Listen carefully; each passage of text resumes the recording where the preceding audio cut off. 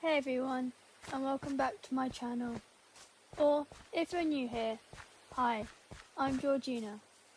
Today's video is going to be a bit different, a little bit darker, and definitely not something you want to watch with all the lights off. We are diving into some of the creepiest, most unsettling, and honestly, sleep-destroying stories from Reddit's NoSleep.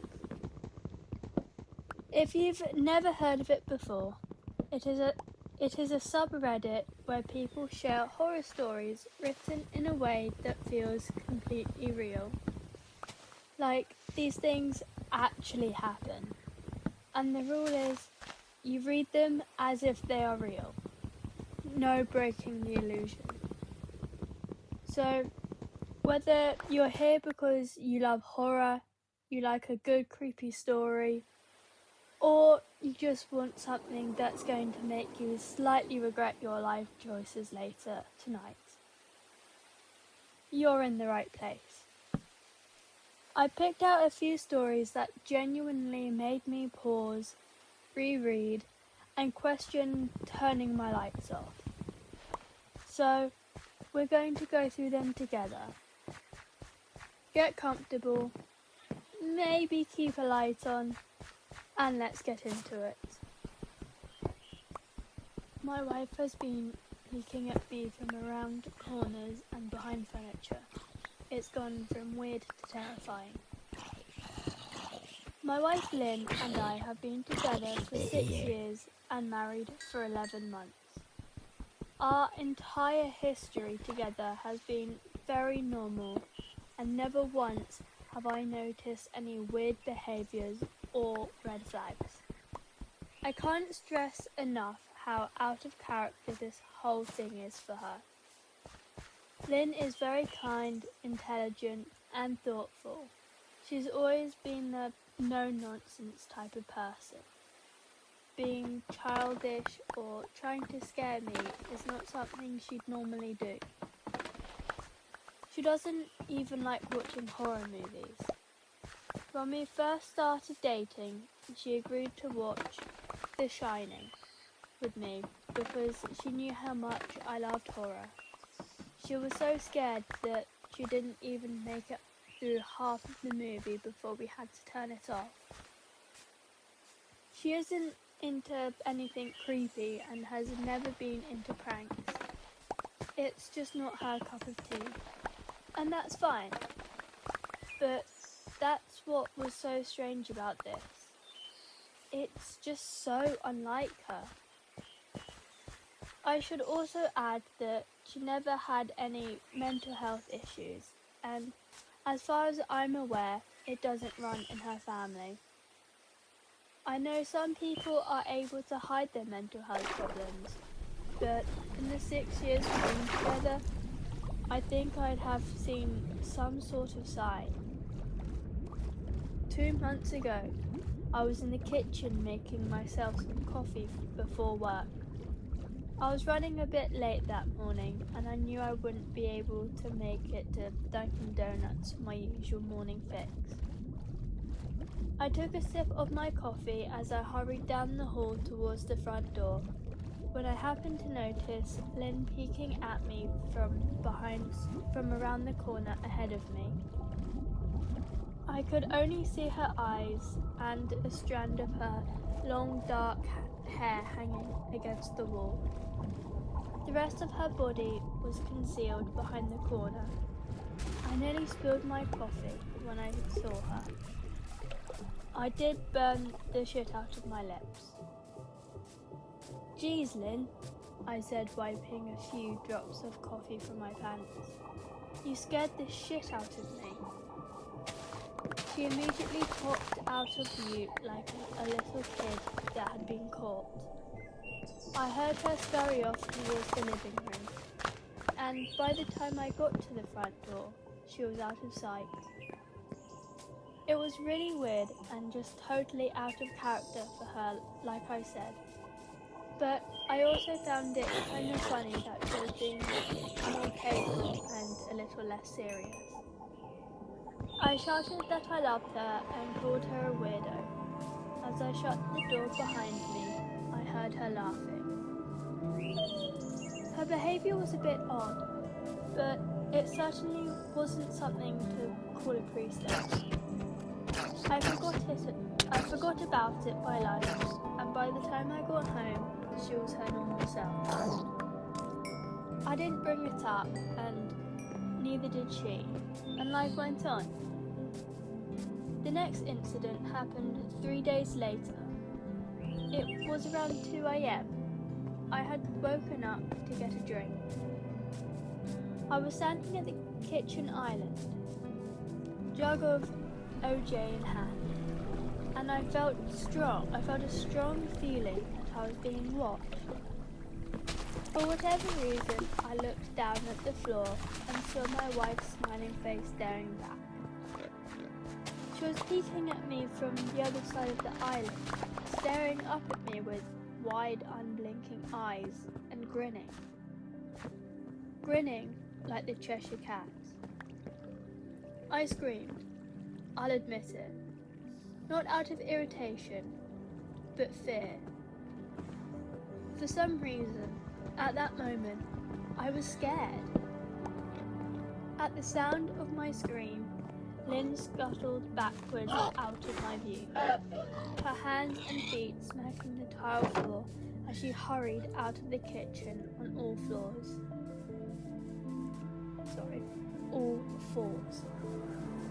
I didn't run after her, or even yell after her.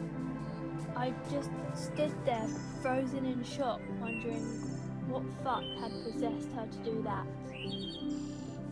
It took me a little longer than I'd like to admit to go back upstairs, but I eventually did. When I got to our bedroom, Lynn was lying on her side asleep, or at least pretending to be. I stood there for a while, watching her breathing to be sure she really was asleep.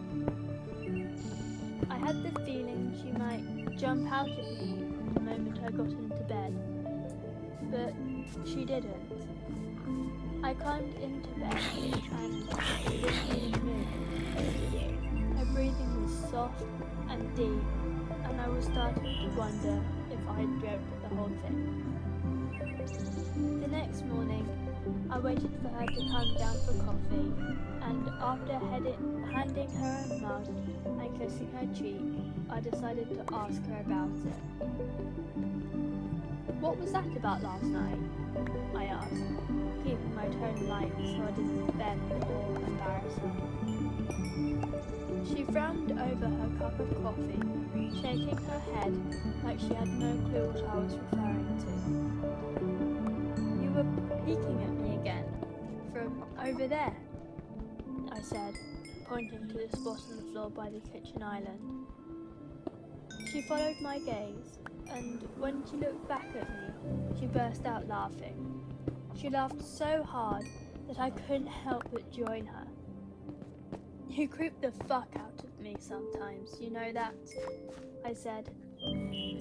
She giggled and set her cup on the counter and wrapped her arms around my neck.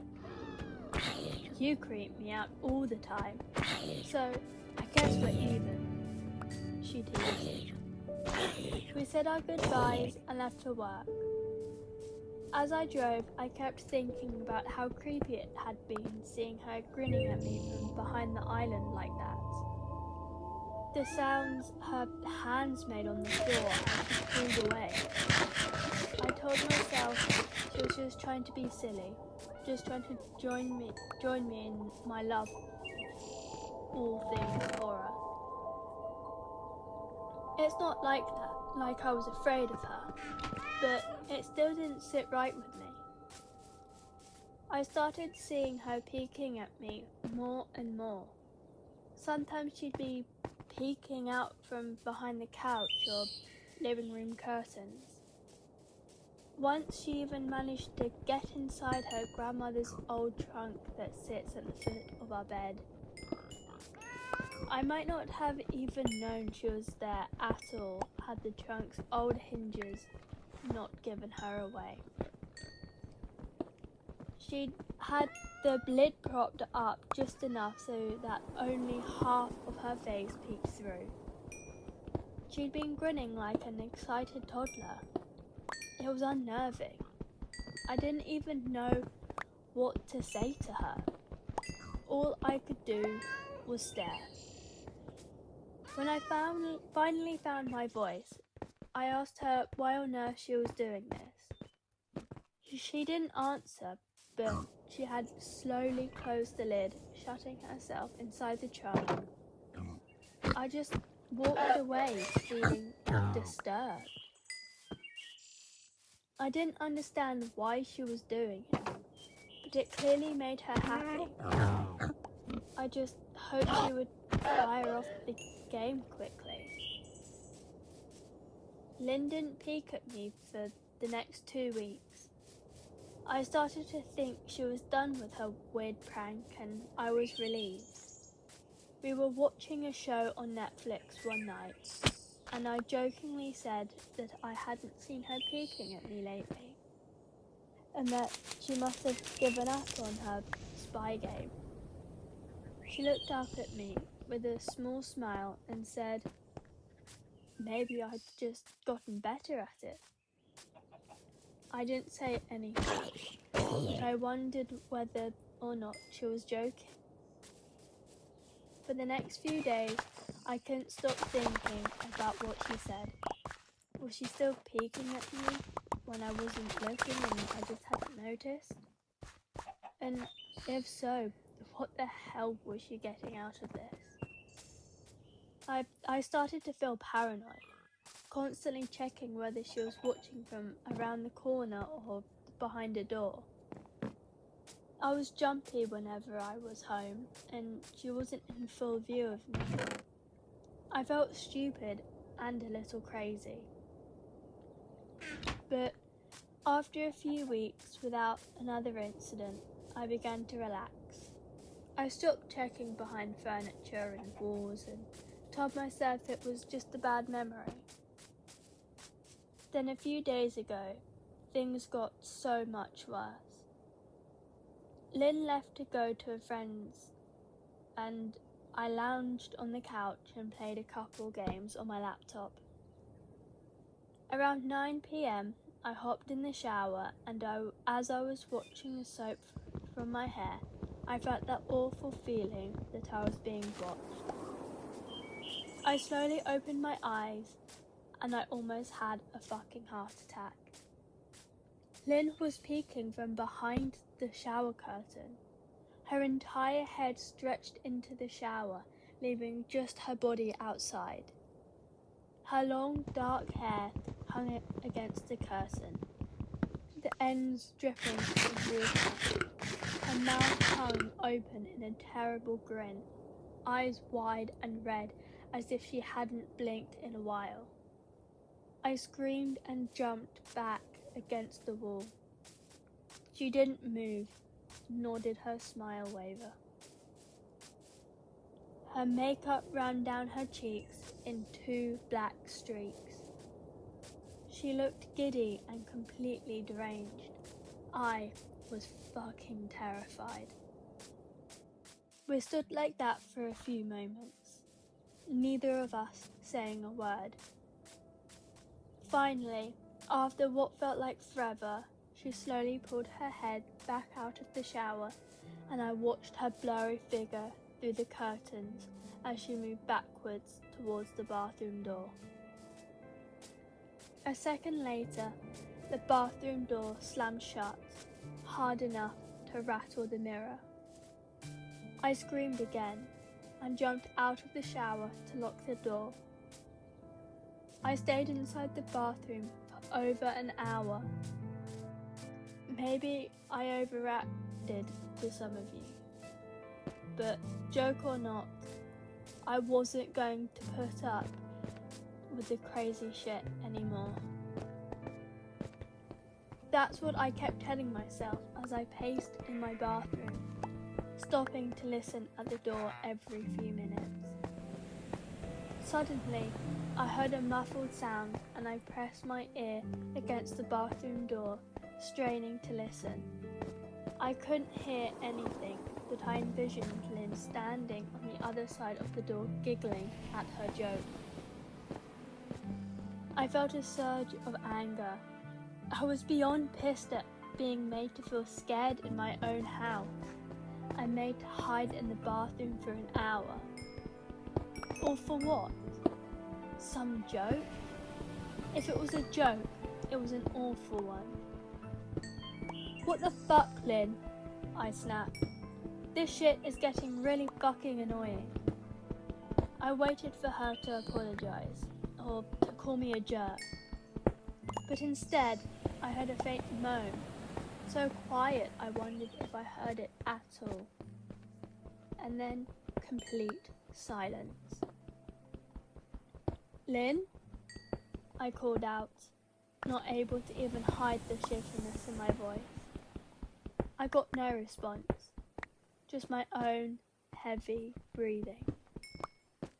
I swear to God, just fucking stop it, I yelled, pounding my fist on the door.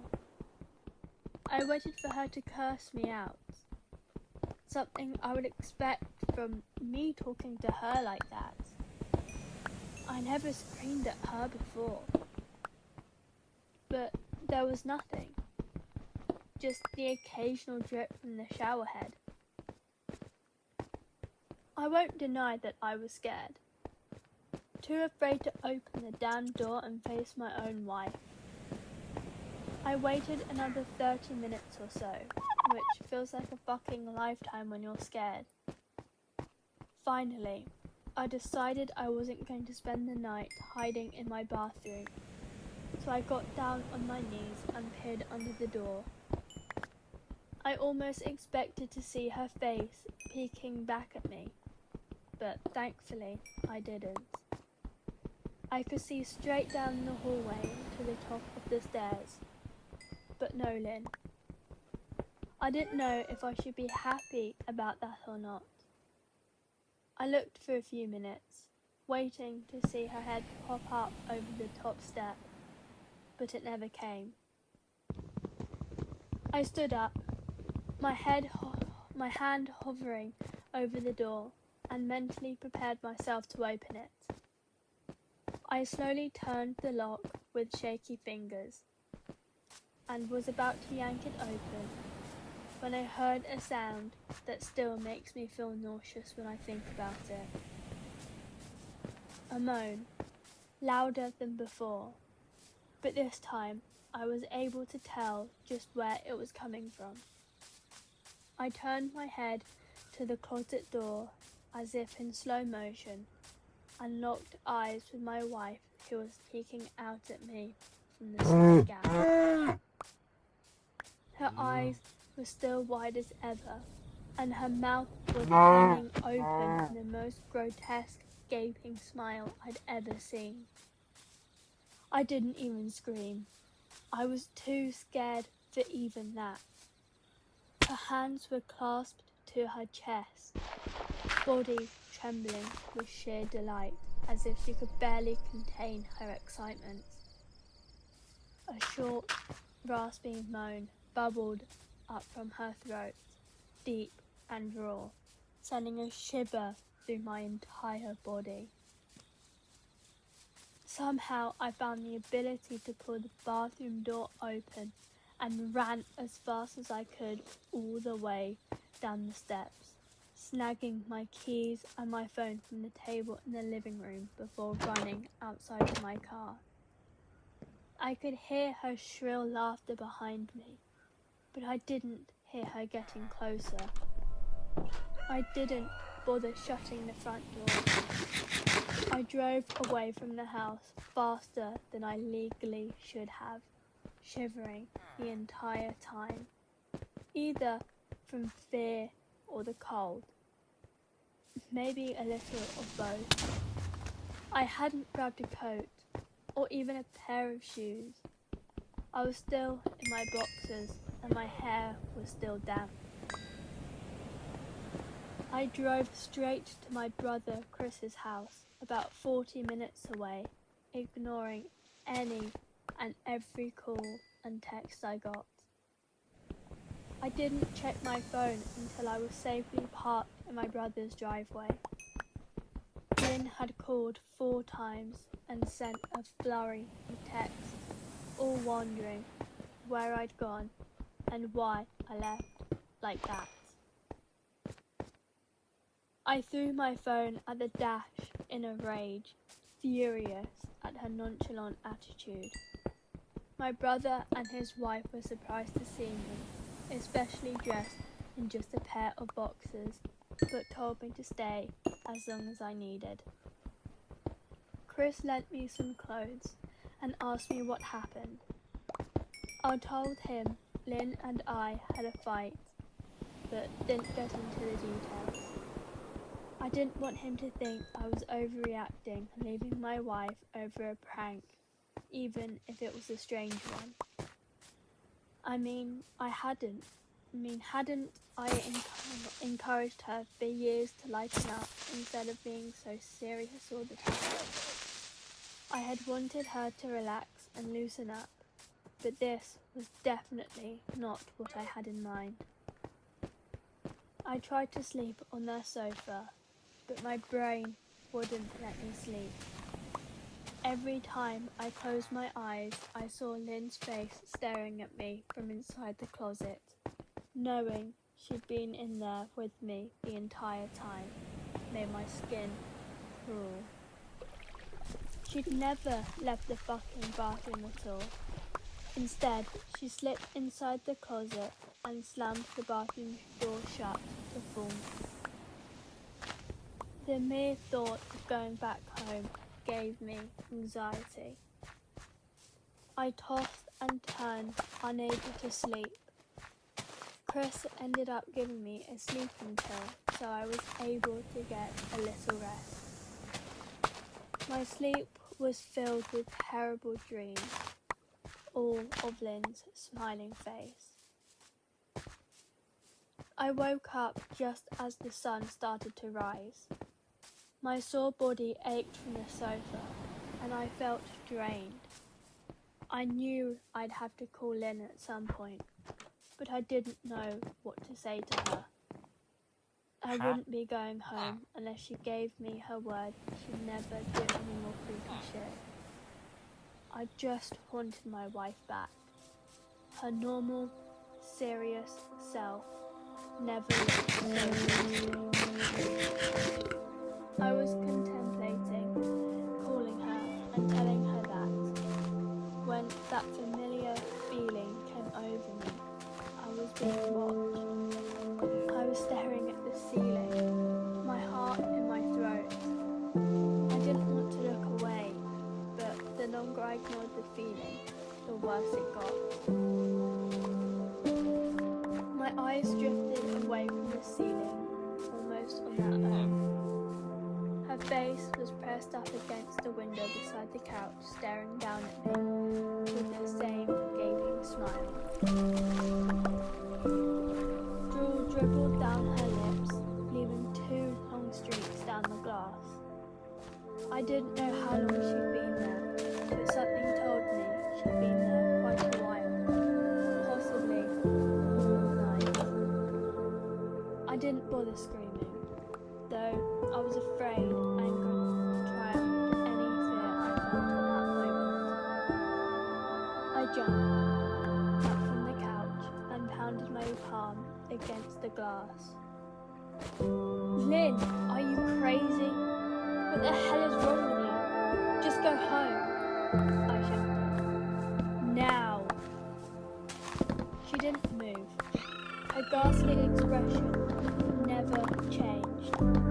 If anything, her smile only grew, as if she had never been motivated.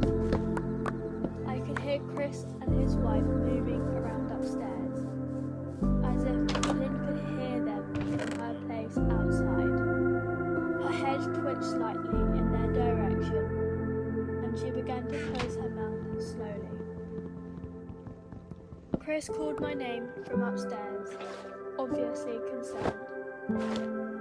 I turned to see him and his wife Rebecca hurrying down the steps. When I turned back to the window, Lynn was gone. The only sign she'd been there was the 2 streaks of drool still dripping down the glass.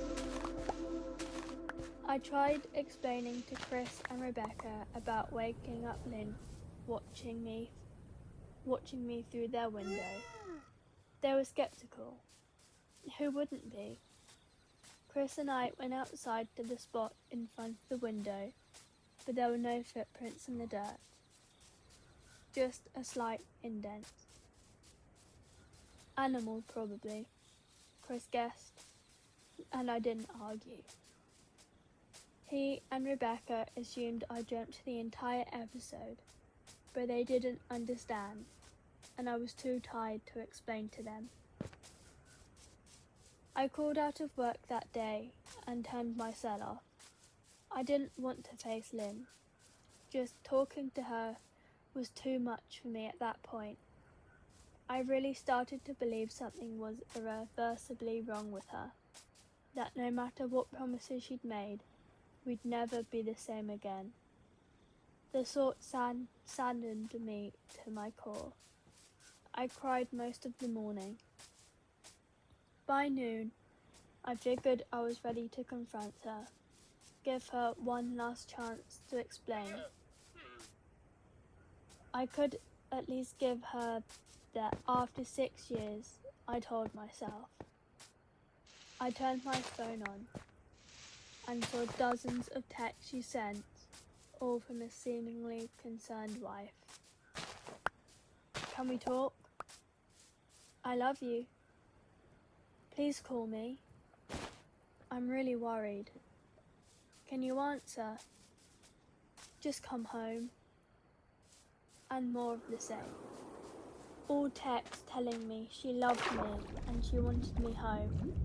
How worried she was. Not a damn one addressing the crazy shit she pulled. Like she hadn't been acting like a character from a Stephen King book. Even her texts were different. She normally texted me just to tell me to pick up a loaf of bread. You'd think she'd have more to say to me after her bizarre shenanigans. I know it probably seems childish to some of you who are miles away from the situation, but if you saw the way Lynn had looked at me, how she scampered away on all fours like some wild animal chasing me from inside the closet like a lunatic, then I think you'd find my reaction was warranted. I ended up staying with Chris and Rebecca for another night. I didn't wake up yesterday until afternoon, and thankfully, I didn't see Lynn's face watching me through the window. I don't want to pry because it's not my place, but is this fight something that can be mended? Rebecca asked. She made us both a sandwich for lunch, and I knew she wanted to broach the subject without seeming to be nosy. I don't know. She's like a different person, I said, choosing my words carefully. I still wasn't ready for her or Chris to know the full extent of the batshit craziness I had been dealing with. People change, Ben. But she's still the same woman you married.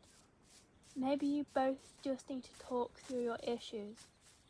Whatever's going on, I'm sure it can be fixed, she said, ever the peacemaker. I think it's beyond that now. I don't think talking would help. I just don't trust her, I said. The words stung in my heart. I missed and loved my wife. But how could I live with someone like that? Living in constant fear didn't sound too appealing. Lynn loves you. She has to be absolutely crushed, she said. I don't know about that, I said. Well, she certainly seemed like it to me. I've never seen her so upset. Very much unlike the Lynn I know. Rebecca said, shaking her head step back, sadly. It took a full minute for her words to have really sink in, and when they did, it felt dread worming its way through my skin. Wait, what do you mean? You saw her? You saw Lynn? I asked, my mouth suddenly dry. Rebecca nodded casually, as if that fact wasn't nightmare fuel. Maybe for her it wasn't. She stopped by this morning just after Chris left for work, she said, cleaning the plates on the table. I didn't see her car though. Maybe she took an Uber or something. Beck, what did she say? Did she come inside? I asked, sweat starting to break out on my forehead. I began looking around, examining corners as though a predator lurked behind them. No. She just asked if you were awake yet, and I said you weren't. I asked if she wanted me to wake you, but she said no. Just said to let you sleep, she said as she washed the dishes. That's all. She didn't say anything else, I asked. No. She looked awful though, like she hadn't slept in days. I think you should call her. I got up from the table and thanked Rebecca for lunch. I felt a little better at the knowledge, but at least she hadn't come inside. Still, I needed to double check that the doors were locked. I sat for a while trying to figure out what to do next. I didn't want to go home, but I felt that I owed it to Lynn to help her if I could. Hadn't I swore an oath to love and honour her through sickness and in health? Clearly, she was very sick. If she was sick, which I truly believed she was, I had to try and get her the help she needed. But I didn't even know where to start. I didn't want to call the police, and besides, what the hell was I going to tell them? That my wife was peeping at me? That she was being creepy? As bizarre as she'd been, she still hadn't committed any crime. Not yet, anyway. The police would have probably said that I was overreacting, but this wasn't some prank. It felt wrong, dangerous even, like something sinister lurked beneath her smile. I knew, I was well within my rights to have her committed, but what if she simply acted normal in their presence? She'd obviously been able to fool Rebecca into thinking she was just a concerned wife. As long as the doctors didn't find her danger to herself or others, they'd have no choice but to release her after 72 hours. I felt lost and overwhelmed. So, I did what any husband in my position would do. I called her mother. I didn't want to, believe me. Her mother, Moraine, and I were never on the best of terms. We'd never fought or anything like that. She just wasn't a very warm person and wasn't really really easy to get along with. She'd hardly ever smiled, and when she did, only her lips would move into a thin lip smile, leaving her eyes as blank as before. She gave off this aura that felt like she was permanently on the offensive. I'd only met her twice, and both times were for such short visits. I got the impression she didn't approve of me for her daughter. Lynn always ushered us out quickly, as she didn't want me to feel uncomfortable, which I was grateful for. Being in her mother's company felt almost unbearable, like walking on glass. I was glad when we moved 3 states away so we didn't have to see her often. I was happy to avoid the woman, but I needed her help. I really didn't want to talk to her at all, but I had to talk to someone, and someone who knew Lynn better than I did. So I grit my teeth and did what I had to do. Yes, she answered, already sounding irritated. Lorraine, it's me, Ben. Do you have a minute to talk? I asked. I could hear her cluck her tongue in irritation. I'm in the middle of writing some checks, but if you insist, I suppose I can spare a moment. What is it that you want to discuss, Benjamin? She said, coolly. It's about Lynn. She's been acting strangely, and I was wondering if you had any idea whether there was something. I was quickly interrupted. It's a bit difficult to follow your rambling, Benjamin. What is it that you want from me? She asked. I could almost see her standing there in her thin sweater and slacks, tapping her fingernails impatiently on the table. I wanted to know if you'd ever notice any odd behaviour, or possibly any mental health issues, I asked. There was a long, uncomfortable pause that I couldn't tell was because she was just thinking or something else. Finally, after a few seconds, she spoke. I'm not sure if this is one of your jokes, Benjamin, but if so, I don't find the humour in it.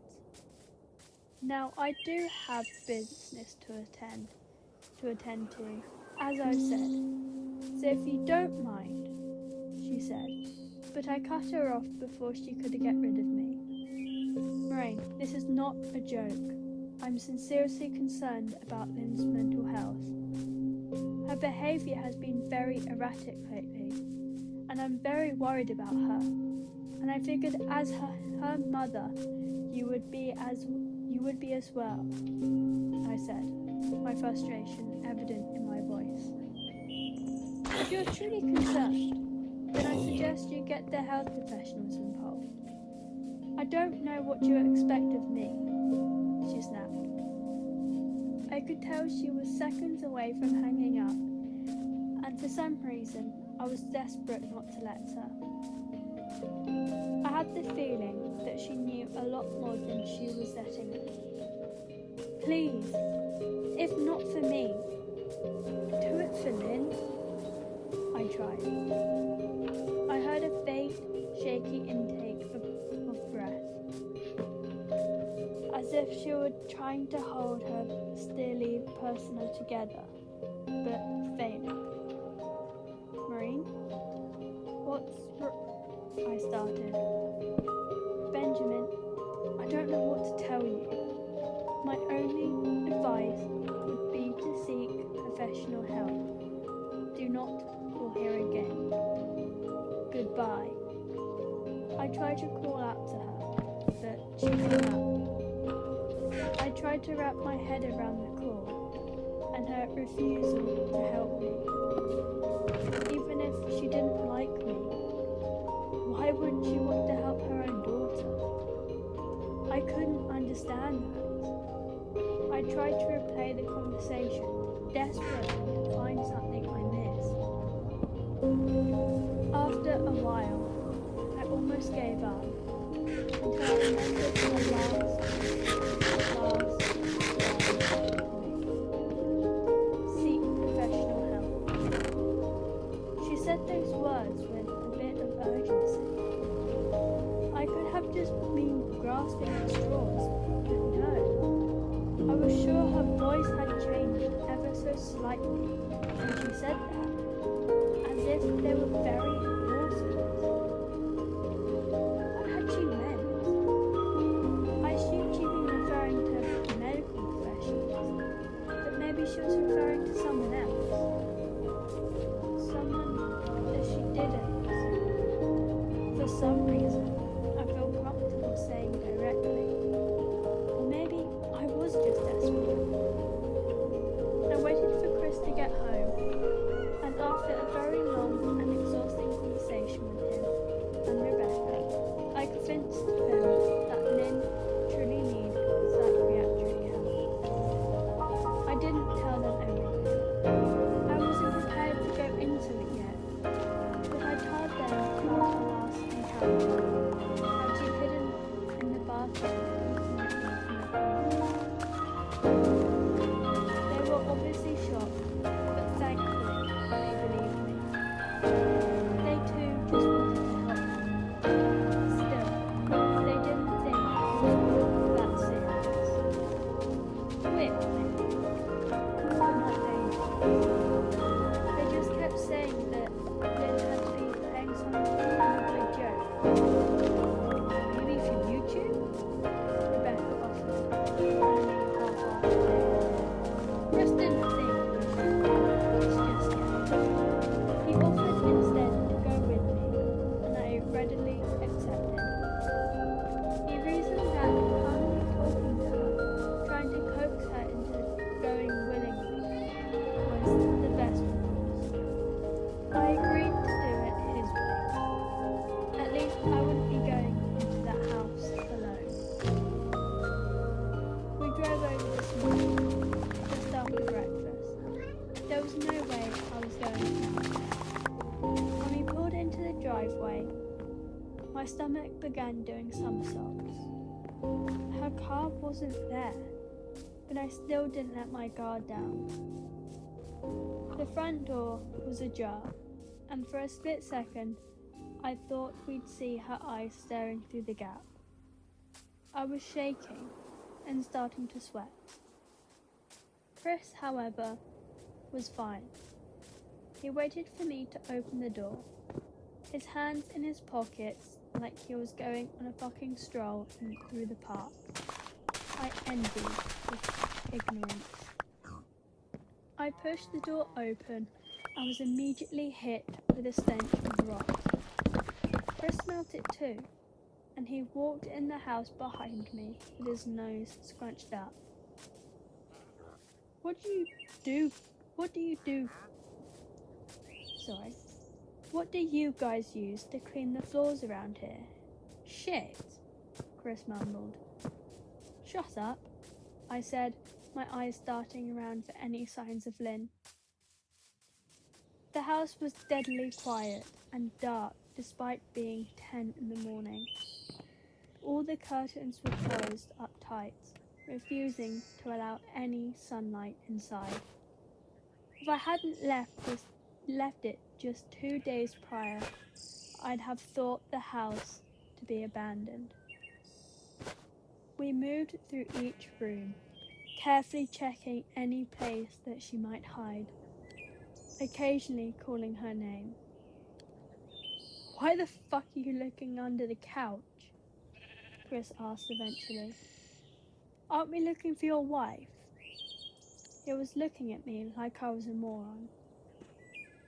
Let's just go upstairs, I whispered. He shook his head but followed me up the stairs to check the bathroom and spare room. On the way up, my shoes crunched over pieces of glass that looked to be littered over a few of the steps. I noticed that one of Lynn and my wedding portraits that hung on the wall along the staircase had been smashed. The frame hung crookedly, all the glass removed. I stared at the picture, a lump forming in my throat. We had taken the photo just after leaving the church after saying our vows. She looked so beautiful in her white gown. I looked at Lynn's beautiful face. I never dreamed her face would ever be a source of terror for me. We climbed the rest of the steps and checked the spare bedroom, but it looked completely untouched. I was hesitant to go into the bathroom, my fear from that night coming back to me all at once. Chris noticed and offered to go in by himself, but I couldn't let him do that. So we walked in together, checking the closet and the shower. The bathroom looked as if it hadn't been touched since the night I left. I don't think she's here then. Why don't you pack some clothes and we'll try coming back tomorrow or something, Chris said. I nodded and went into our bedroom and shoved some clothes into a duffel bag. When I checked inside our closet, I came across the source of the smell and gagged. Chris took one look and lost all colour in his face. He had to go stand by the stairs to get away from the sight and smell. I gazed down in shock at what lay inside my bedroom closet. Soaking into the rug were at least a dozen eyeballs. I carefully laid out in pairs.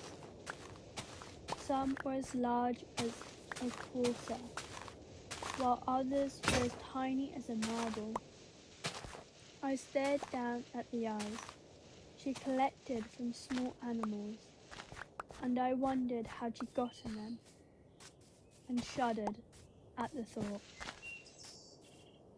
Man, I thought I had it bad with Becca's shoe addiction, but fuck me, your wife's in here collecting eyeballs, Chris said, gagging.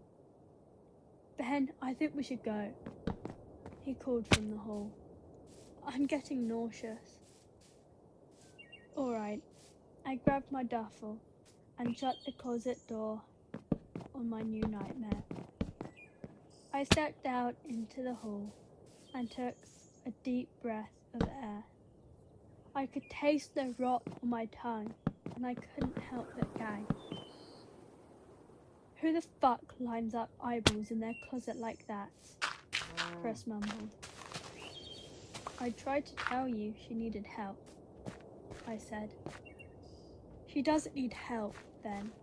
She needs a fucking exorcist, he said. You coming or what?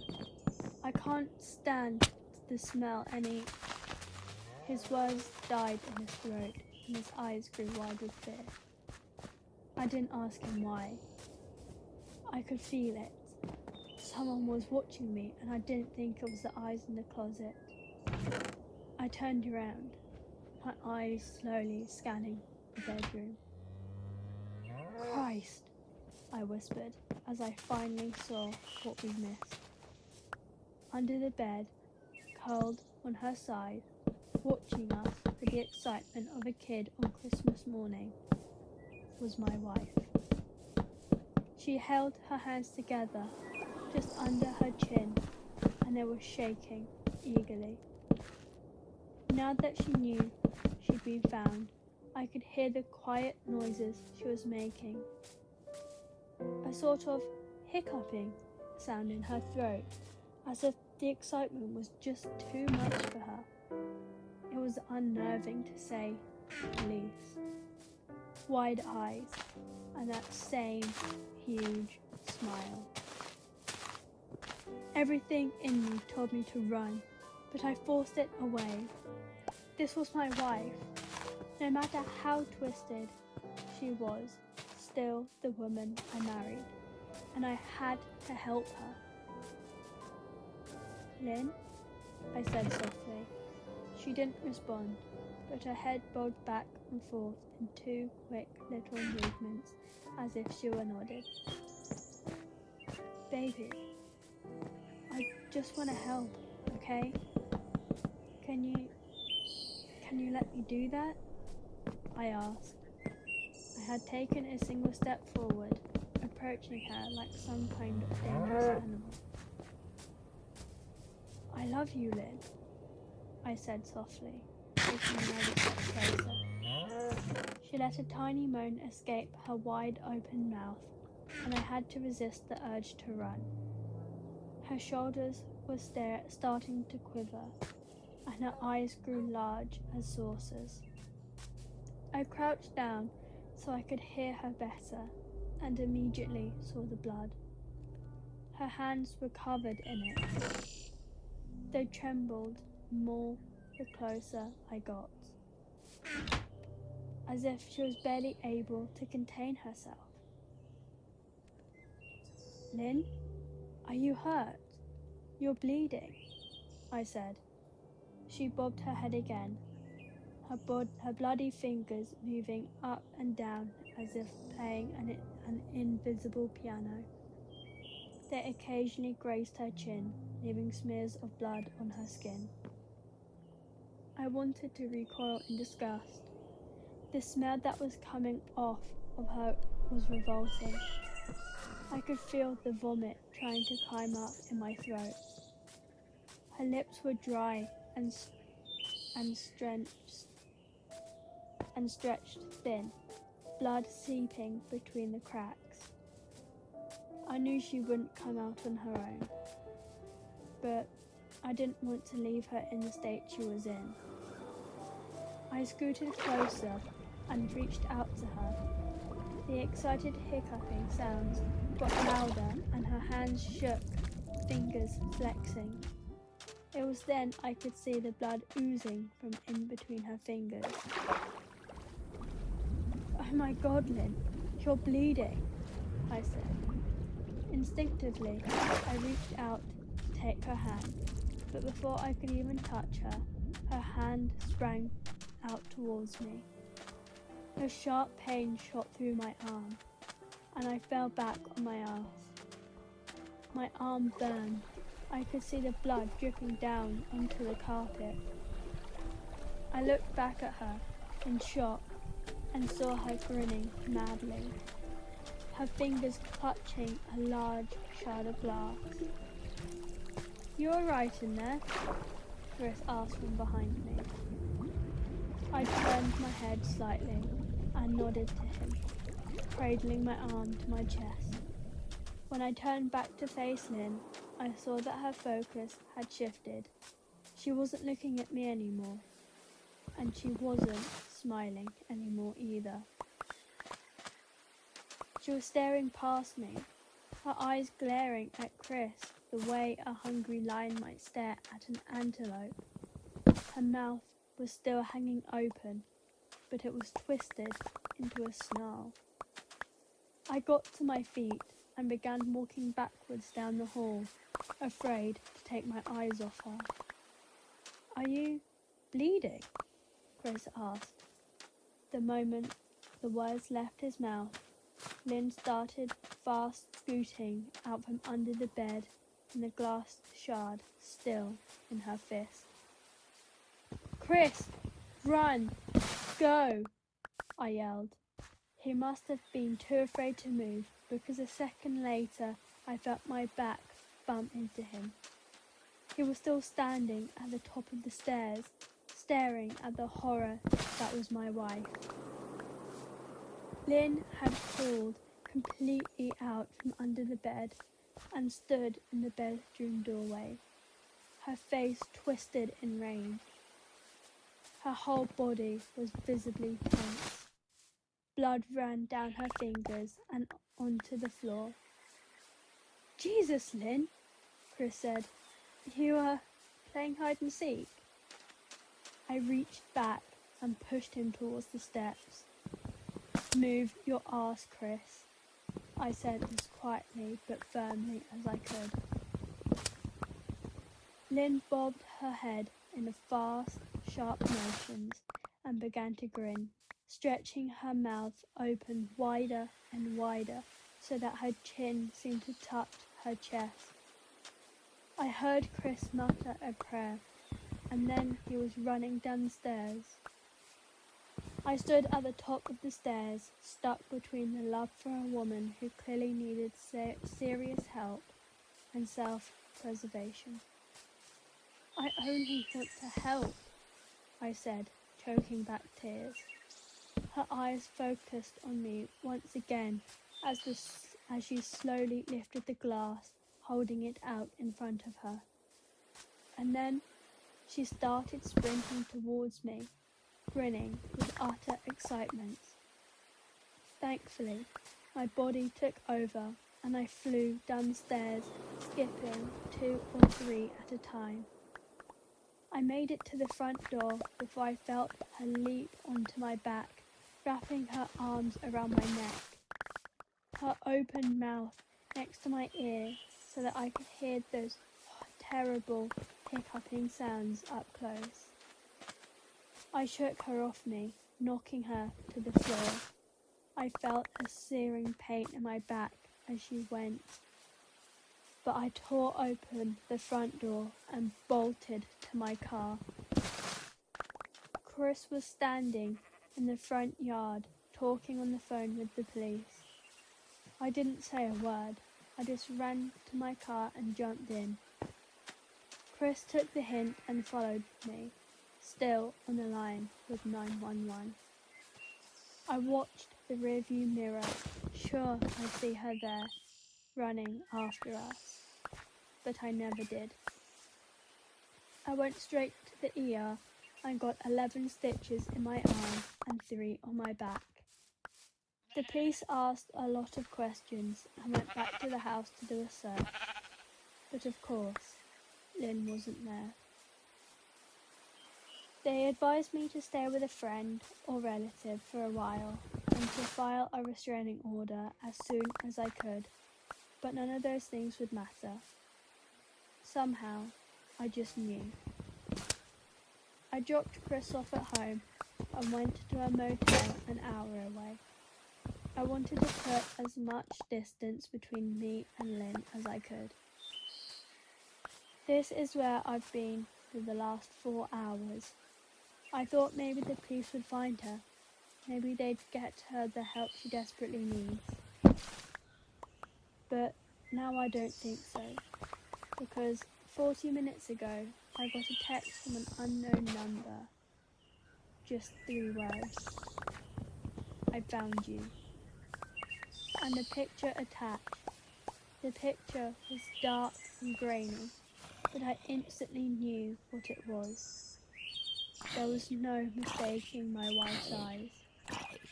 I started typing this out immediately after. I don't know what to do. I'm alone and scared, and I can't help but feel that I'm being watched. Something walks whistling past my house every night at 3:03. Every night, no matter the weather, something walks down our street, whistling softly. You can only hear it if you're in the living room or the kitchen when they walk by, and it always starts at exactly 3:03.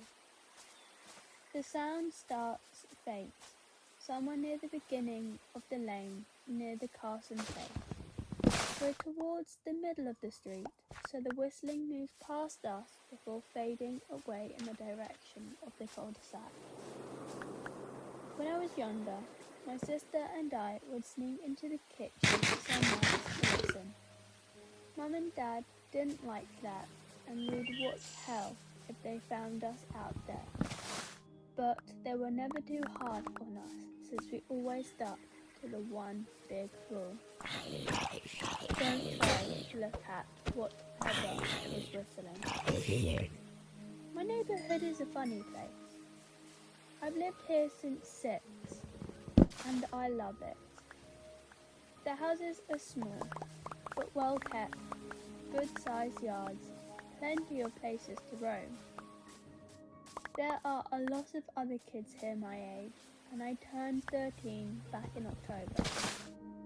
We grew up together and would always play foursquare in the cul-de-sac or roam around from back porch to back porch in the summer. This was a good place to grow up. I'm old enough to see it, and there's only the 2 strange things here.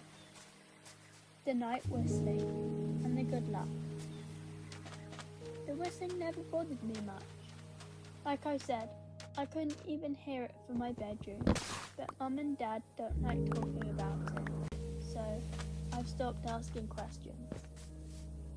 My dad is a strong guy, tall and calm. He has an accent since he moved to the US as a kid. His family, my grandparents, they're from the islands. That's what they call it. My dad, the only time he isn't so calm is if the whistler comes up. He talks a little quicker, then eyes move faster, and he tells us not to think about it so much and to always remember the one rule, the big rule. Don't try to look outside when the whistler goes past. Not that we could look even if we wanted. See, there were shutters on the inside of every window, thick pieces of heavy canvas that pull down from the top and latch to the bottom of the window frame. Each lag even has a small lock about the size of what you find on a diary. My dad locks those shutters every night before we all go to bed and keeps the key in his room. My mum, I don't know what she thinks about the whistling. I've seen her out in the living room before at 3:03 when the sound starts. I could see her if I cracked my door open just an inch to peek. She's not out there often. At least I haven't caught her much. But once or twice a month I think she sits out there on our big red couch, just listening. The whistler has the same tune every night. It's cheerful. Da da da da da da dum. Da da da da da dum. I remember how I said there were two good things about whistling. Well, besides our night whistler, everyone in my neighbourhood is really lucky. It's hard to explain, and Dad doesn't like us talking about this part much either. But good things just seem to happen to people around here a lot. Usually, it's small things. Winning a radio contest, or getting an unexpected promotion at work, or finding some arrowheads buried in the ground. The authentic kind.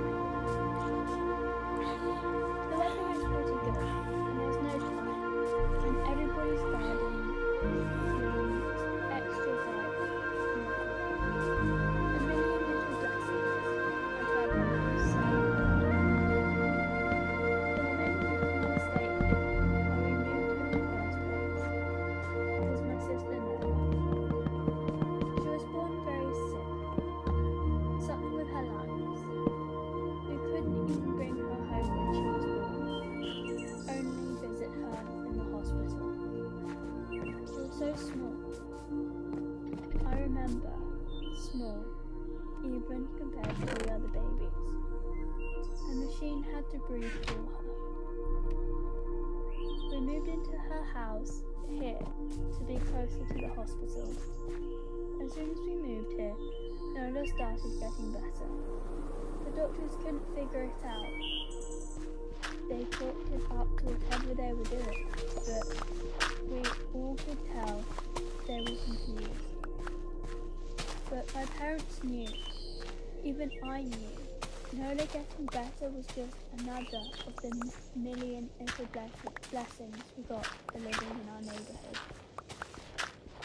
So that's why we stayed, even after we found out that for every small miracle happens here, every day, now and then, some bad things happen. But they only happen if you look for the whistler. See, our neighbourhood has a welcoming committee. They show up with macaroni casserole and a gift basket and are relaying us folder whenever someone new moves in. They're very friendly. 4 people showed up when we moved in 7 years ago. The committee made small talk, gave me a Snickers bar and took turns holding Nola. It was her first week after the hospital, so they were extra careful. Then the committee asked to speak to my parents in private, so I went to my room where I still managed to hear nearly every word. The welcoming committee told my parents about how nice the neighbourhood was. Really, exceptionally, hard to explain kind of nice. And then they told my parents about the even harder to explain whistling that happened every morning at 3:03 and ended at the tick of 3:05. The group, our new neighbours, warned my parents that the whistling was quiet, would never harm or hurt us as long as we didn't look for what was making the sound. This part they stressed, and I pushed my ear into the door, straining to hear them. People who went looking for the whistler had their luck change. Sometimes, tragically, a black cloud would hang over anyone that looked. Anything that could go wrong would. The manila envelope the committee brought over contained newspaper clippings, stories about car crashes and ruined lives, public deaths and freak accidents. Not everyone dies, I heard. I heard the head of the committee tell my dad, but the life goes out of them. Even if they live, there's no light in them ever again. No presence. My mum, I could tell she wasn't taking it seriously. She kept asking if this was some prank they play on me neighbours. At one point, my mum got angry, accused the committee of trying to scare us out of our new home, asked them if they were racist on account of my dad being from the islands. My dad calmed her down, told her he could tell our new neighbours were sincere and they were just trying to help us. He explained that he grew up hearing these kinds of stories from his mum and that he knew they were strange things that walked among us. Some of those strange things were good and some were bad, but most were just different. After the committee left, Dad went out to the hardware store, bought the canvas blinds, the latches and the locks and installed them on every window in the house after dinner.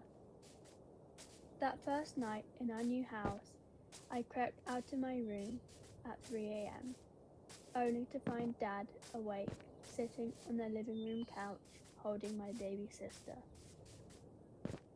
My dad held up his finger in a shh motion, but patted the couch next to him. I sat, and we waited. At exactly 3:03, we heard the whistling. Da da, da da da dum. Da da, da da da dum. It came, and it went, just like our neighbours said. The whistling returns each night, and we never look, and we enjoy a million little blessings every day. Nola breathes on her own, and she's grown into a strong, clever girl. My dad even joined the welcoming committee. We don't get new neighbours often. Why would anyone want to leave? But when a new family moves in, my dad and the committee bring them macaroni casserole, a gift basket, and the manila folder. I can always tell by the look on my dad's face when he comes back if the family took the committee seriously or if we'd be getting new neighbours very soon. Not long ago, a family moved in across the street from us. The previous owner, Miss Maddie, passed away at age 105. She lived a good life, long life. Our new neighbours seemed like they fit in just fine. They believed the welcoming committee, took my dad's advice about locking the shutters since they had a young child of their own. Whatever newspaper clippings were in that manila envelope, whatever evidence my dad never lets us see. But I imagine it must have been awfully convincing since our neighbours got along with no issues for the first month. One night, when our new neighbours had to leave town, they sent their son, Holden, to stay with us. He was 12, a year under me in school. I didn't know him well before that night, but as soon as his parents dropped him off after dinner, I could tell it was going to be a bad time. Do you know who is always out there whistling every night? Holden asked the moment the adults left the room. The three of us were sitting in the den, some Disney movie playing idly on the television. My sister and I exchanged a glance. We don't talk about that, I said. I think it's that widow that lives in the big yellow house on the corner, Holden said.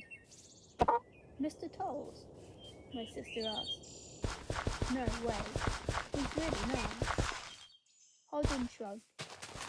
Must be a psycho killer then. Nola tensed. We don't talk about it, I repeated. Let's go in my room and play Nintendo. We spent the next few hours playing games, eating popcorn, and then watching movies. A typical sleepover, but I could see Holden was getting angsty. After my parents had wished us a good night and locked the blinds and gone to bed, Holden stood up from his beanbag and walked over to where Nola and I were sitting on my bed. Have you ever tried looking? He asked. It's nearly time. Like most sleepovers, he conveniently ignored any suggestion of a bedtime. I was shocked to see he was right. It was almost 3 a.m. I sighed. You don't see? I can't. I can't even try to look because my dad locks the blinds every night and hides the key. He continued, ignoring me. So does our dad, said Nola. No, replied Holden. No, he doesn't. You saw him do it, I said, a little sharper than I meant to sound. Holden grinned. Your dad locks the blinds. Yeah, but he doesn't hide the key. He keeps it right on his normal keychain. So? I asked, worried I already knew what he would say next, because I had noticed that my dad didn't bother hiding the key anymore after all of these years. But he knew we took it seriously. So, after your dad locked up, but before your parents went to bed, I went to the bathroom. And on my way, I may have peeked into their room, and I may have seen your dad's keychain on his nightstand. And I maybe went and borrowed the key to the blinds. Nola and I stared, and his grin only grew wider. You're lying, I said. Holden shrugged. You can check if you want. Just open your parents' door and look. You'll see his keychain right there on the nightstand. Stay here, I told both of them. Don't move a muscle. I hurried over to my parents' room, but hesitated at the door. If Holden wasn't lying, my dad would be angry. Beyond angry. I was scared thinking about it, but more scared of an open window with the whistler right outside. I opened the door, barely an inch, and looked in, but it was too dark to see. Taking a deep breath, I walked into the room. 2 steps into the dark, I froze. The whistling started, and I could hear it clearly from my parents' room. I never realised that I must have heard the sound every night since we moved into the house. They never told us. I don't think I could have slept through it.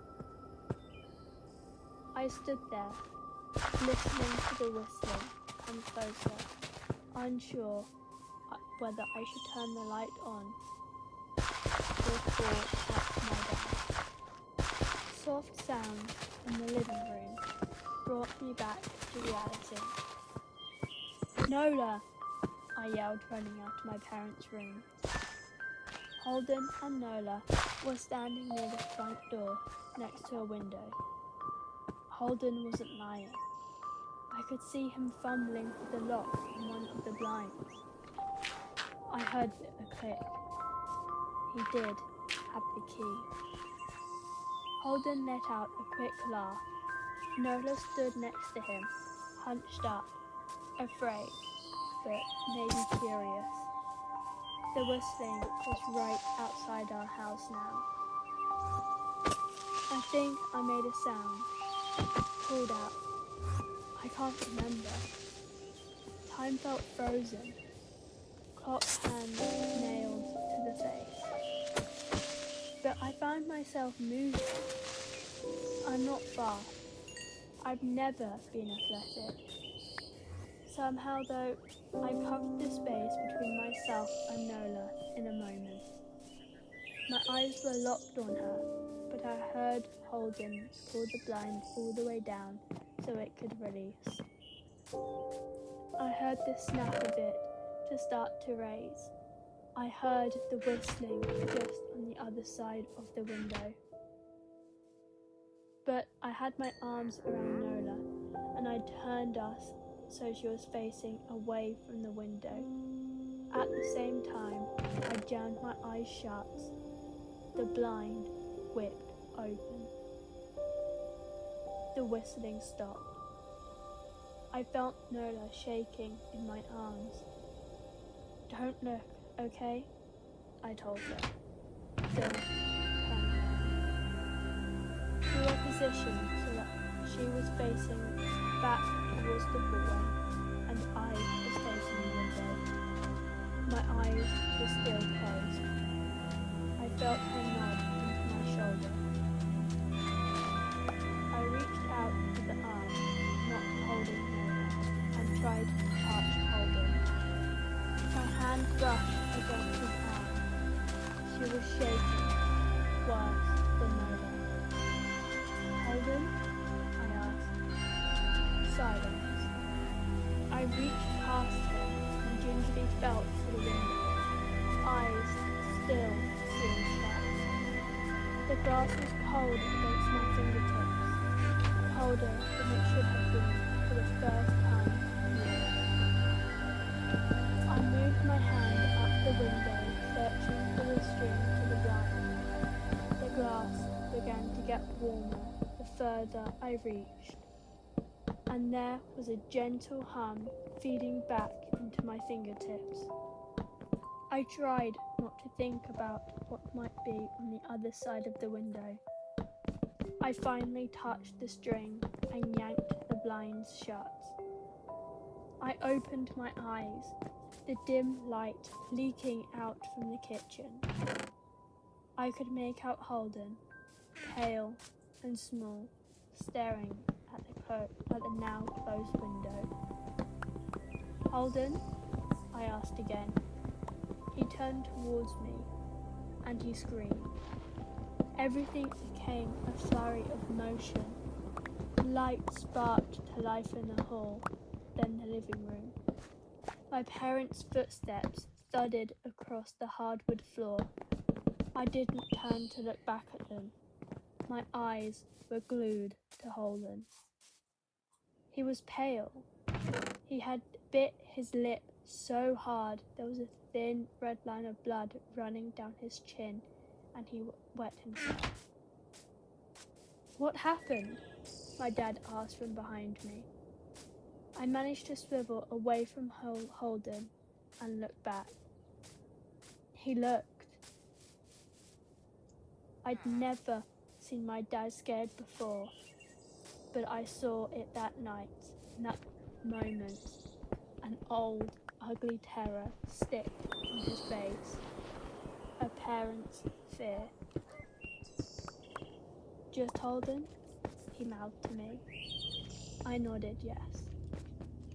My dad let out a breath. He looked so relieved I nearly expected him to cheer, but then he turned to Holden and my dad's face changed. I wondered if he felt bad for feeling good that Holden was the only one that looked. There was a knock at the door. We all froze. Holden whimpered. "Don't answer it," my mum said. She stood at the threshold of the wall. I'd always thought she was a skeptic and just humoured my dad about the windows and the whistler. But that night we were all believers. I noticed that both of my parents had held baseball bats they must have taken from their bedroom. The knock came again, a little louder this time. "Please don't open the door," Holden whispered. My dad walked over to him and hugged him close. "We won't," my dad promised, still holding his bats. "Nothing is coming in here tonight." Thud, thud, thud. This time the knocking was loud enough to rattle the door. Holden screamed again and Nola clutched her arms around my neck. My mum came over and knelt down next to us, wrapping my sister and me close. Thud, thud, thud. "Call the police," my mum whispered to my dad. The knocking instantly stopped. My dad looked over his shoulder at us. "Do you think—" He was cut off by frantic knocking that railed off to a polite tap, tap, tap. "Police," something said from the other side of the door. The voice from outside sounded exactly like my mum, like a parrot repeating the words back to her. "Police. Call the police. Tap, tap, tap. Police." My mum pulled us closer. "Please, please, please, please. Please stop," I heard her whisper. "I don't think calling them will help," my dad said. "How will we know when they're the ones at the door?" The knocking came back harder than before. The door shook, then it stopped. After a long moment, I heard the knocking again, but it was coming from our back door. We all turned together towards the back door, but the knocking immediately returned to the front door.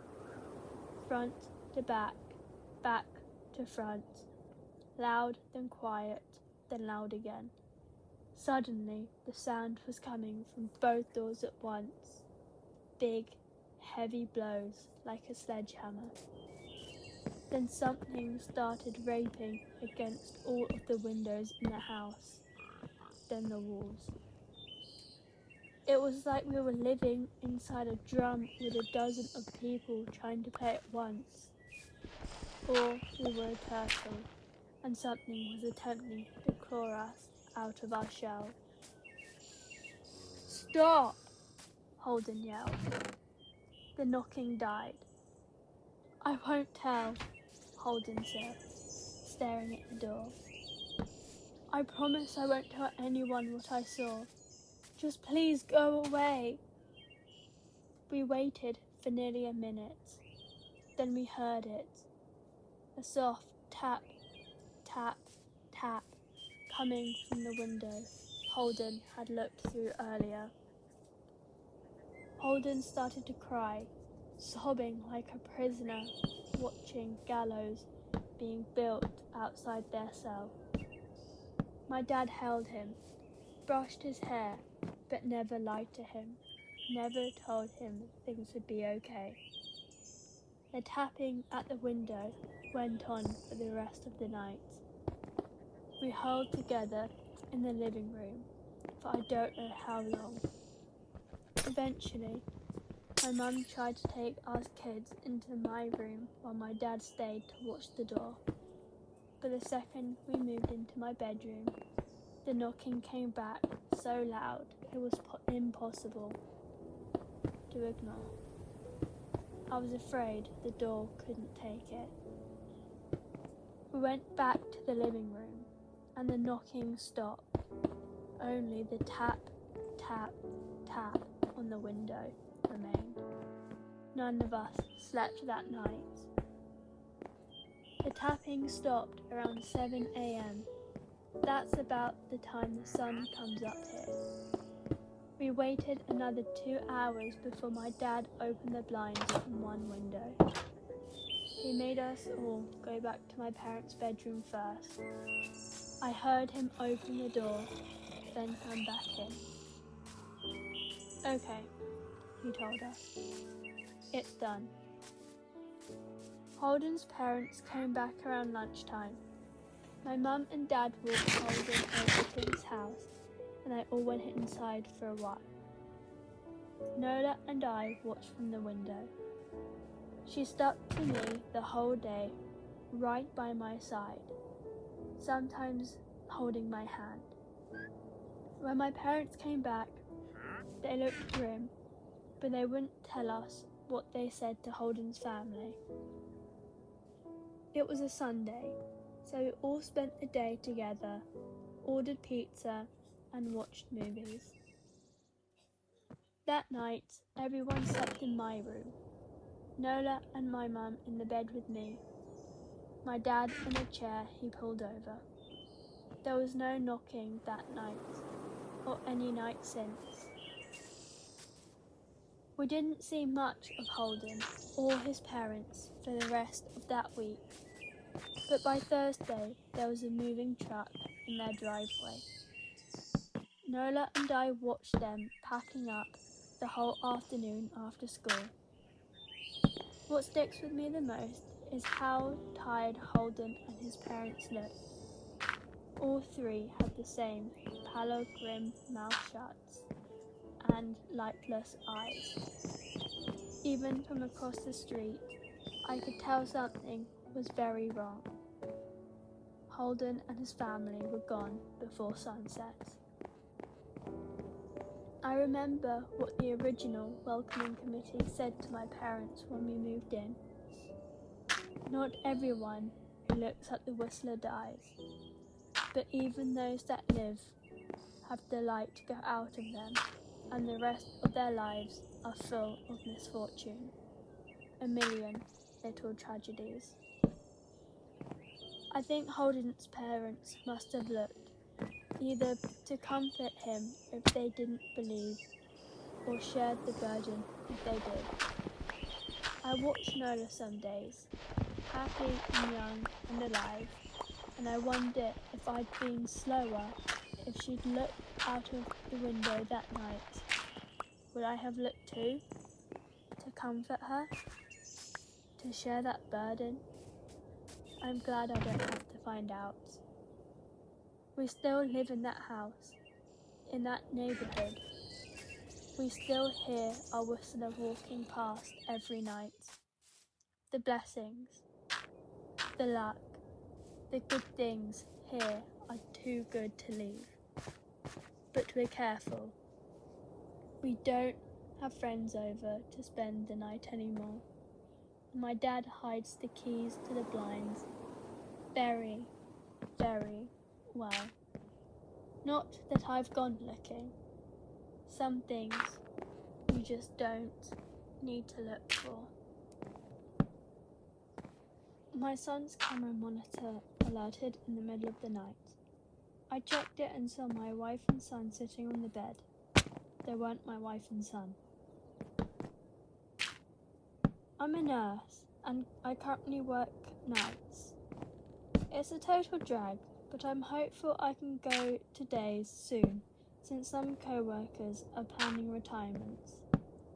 Anyway, I was working one night when just after 3 a.m, my son's monitor alerted me to sound and movement. No big deal at all. He probably coughed loudly or sneezed or something. He's 3 now, so he genuinely sleeps all night. I bring it up on my phone and I see him and my wife sitting on the bed. Again, no big deal. He might have cried out or gotten scared or something. I was about to close the app when I noticed they were acting strange, almost creepy. And when I say almost creepy, I mean creepy as balls. They were sitting on the bed together, both of them, just staring up at the camera with blank, emotionless stares. The night vision is black and white, so they just had white, eerie looking eyes. They didn't move at all, aside from their visible breathing. They just sat there, staring at the camera. I close the app and give my wife a call to make sure everything is okay. I never get to call home on lunch, so in a way this is kind of nice to get to talk to my family while at work.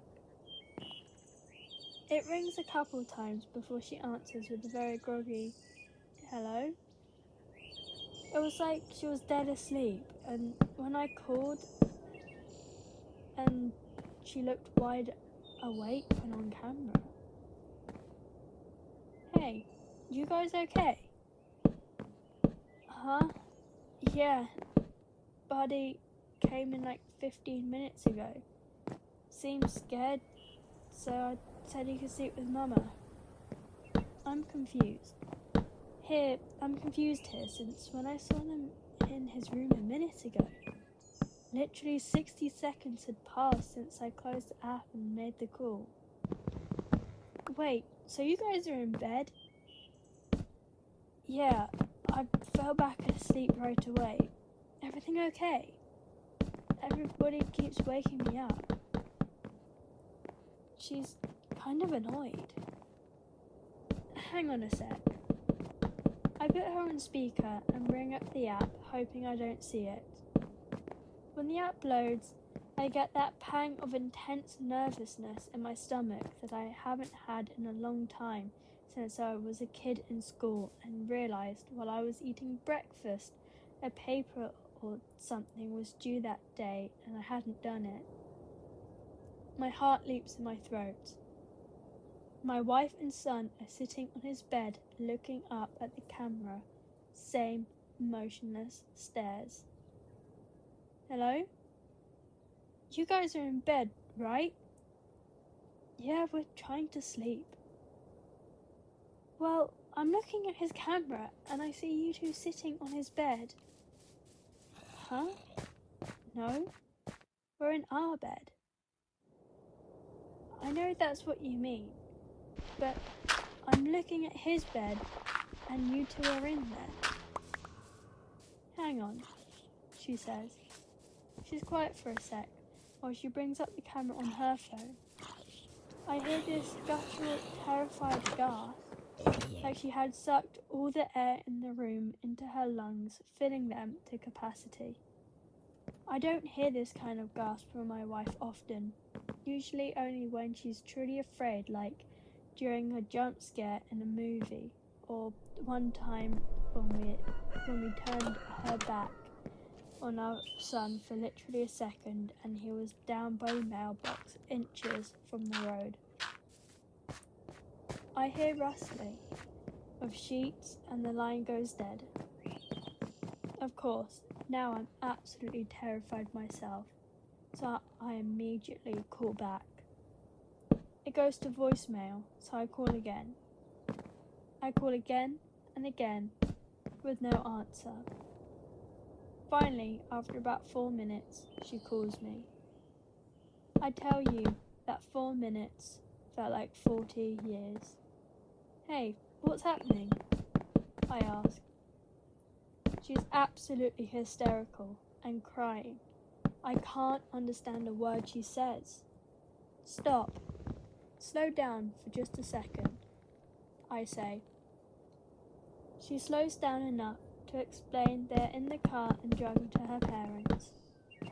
She looked at the camera, and when she saw what was on it, she got up and grabbed our son and rushed downstairs and out the door. Didn't even close the garage. Don't worry about it, I said. I'll drive by when I get off and close it. We live in a genuinely safe neighbourhood, so I'm not too concerned the door is up. Will you go in there? She says. Hell no, I return. Why are we on the camera? She asks. Is there to record it? I don't know, I return. I'm gonna keep watching it and see if there's anything I can tell. Do our code works with Buddy? We have code words because we're nerds. We've seen too many pod people and imposter movies, so we decided a long time ago to make code words with each other to be able to tell if one of us is an imposter. We have a couple of code words, but we also have a 3-sentence story we recite to each other saying a different part alternately of each other. I hear her on the phone saying the things we taught our son. He giggles as he says them. He does every time we practice, since he thinks they're a joke and doesn't have any idea of the real meaning. We're both convinced he's our son. My wife then says our part, and I'm convinced she's her. We made up these words as a complete joke to ourselves. I never once in my life ever imagined we'd actually use them. Unreal. She got to her parents safely, and it was hard to hang up. I told her we'll figure it out in the morning, hopefully just a glitch, and she said she didn't think it was a glitch. When she was running out, she had to run by our son's room, and the door was open. There was a little flashing light on the back of the camera that indicates it's connected to the internet. It gives off just enough light that when she ran by, she thought she saw, out of the corner of her eye, a shadowy outline of what could have been an adult sitting on our son's bed. It sends chills down my spine to think about. Knowing they were safe and out of the house is the only thing that kept me at work that night. It was a long 4 hours, but I kept checking the camera every chance I got. Sure enough, they were still sitting on the bed, staring up at the camera with emotionless gazes. I studied them to see if I could see any pattern from their breathing to their blinking.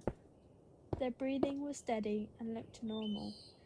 It was their blinking that would tell me if this was just some kind of bizarre, time-looped freak accident video or not. I intently stare at my phone and count the seconds between each blink, telling myself if this is a loop, then their blinks should be even and occur at the same time each time. There was no pattern to their blinking. It was erratic and random, just as a person blinking should be. The passing hours were what finally sealed the deal that this was not a weird looped video of some kind. My son's window is visible on camera, and I can see on camera that it is getting lighter outside his room. His curtains keep out just enough light to prevent the camera from exiting the night vision, but lets in just enough to be able to tell the sun is rising. I try to figure out what the hell I'm going to do before I leave work. Calling the police comes to mind, but I talk myself out of it. First of all, what am I supposed to say? Someone is in my house that looks like my wife, but isn't?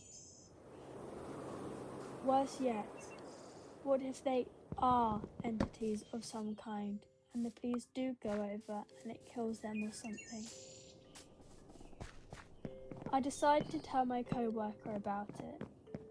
He's a firm believer in the paranormal and might have a suggestion. I show him the video and tell him the story. His initial response of, "That's creepy as fuck," doesn't help much, but he says he wants to go over and check it out. He says we both should to see if not my wife will try and act like my wife. I tell him absolutely not, and he says we should at least go to the house even if we don't go in. I agree on that, since I wanted to close the garage.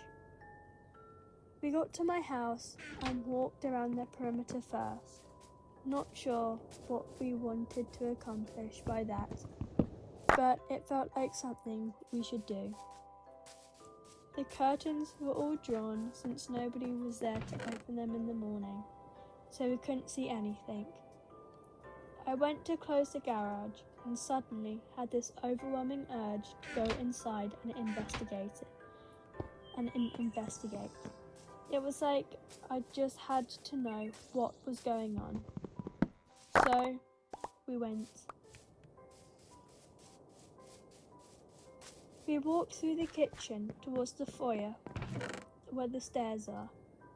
It's so quiet in our house right now, you can hear a feather drop. Forget the pin. We stop at the bottom of the stairs and wait a few seconds. I look at the camera again, and they are still sitting there. I've never been so scared in my life. My co-worker puts his foot on the first step, and I suddenly say, "Stop," loudly. "Forget this. We're out of here," I tell him. "Come on." I start making my way back to the kitchen. We hear a loud creak in the floor from upstairs. It's my son's room. He has a very loud, creaky board right in the middle of his floor that's almost impossible not to step on. My wife and I are still deciding if we ever want to fix it, because it will alert us if he's ever up to no good when he's older, trying to sneak out or something. Come on! Come on! Come on! I yell as I motion for him to move his ass. We're out of the house in about 2 seconds. Out on the street, I check my phone. Now, only not my son was sitting on the bed. Same blank stare. Not my wife was gone. "Holy shit," my co-worker says. "That was stupid as fuck of us. Do not tell my wife we went inside. She would be so ungodly mad if she found out what we just did." I use my garage door opener in my car to close the door. Before we leave, I look at the camera again. Not my wife is back on the bed with not my son. was staring blankly up at the camera, blinking every few seconds. That was all about 4 days ago now. Not my wife and not my son are still sitting on the bed staring up at the camera. They haven't moved a millimetre. We obviously haven't gone back to our house. What do we do? The day we finally called the cops would be day 6. Not my family was still sitting on the goddamn bed staring at the camera.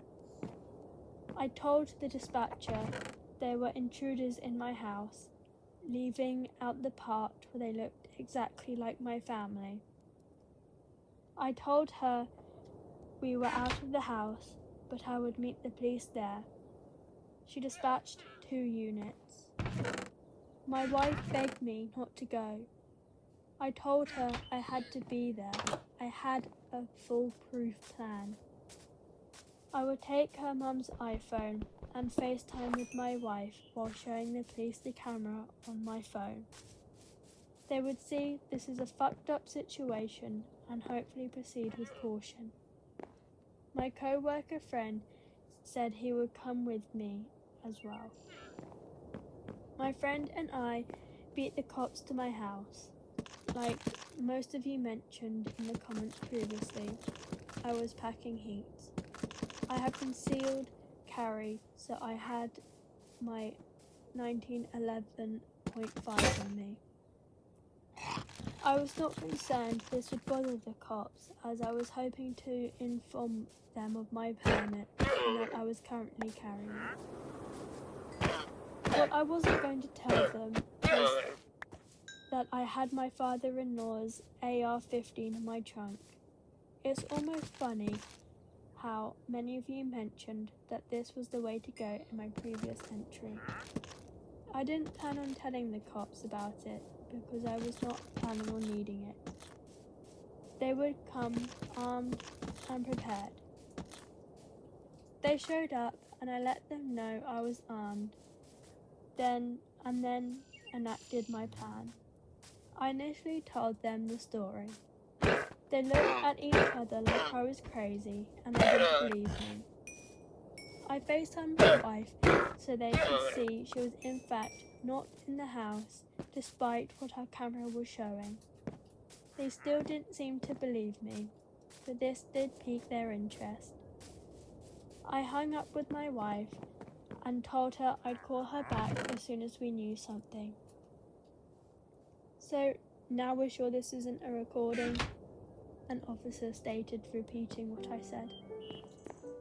It's not. The day/night cycle has changed every day.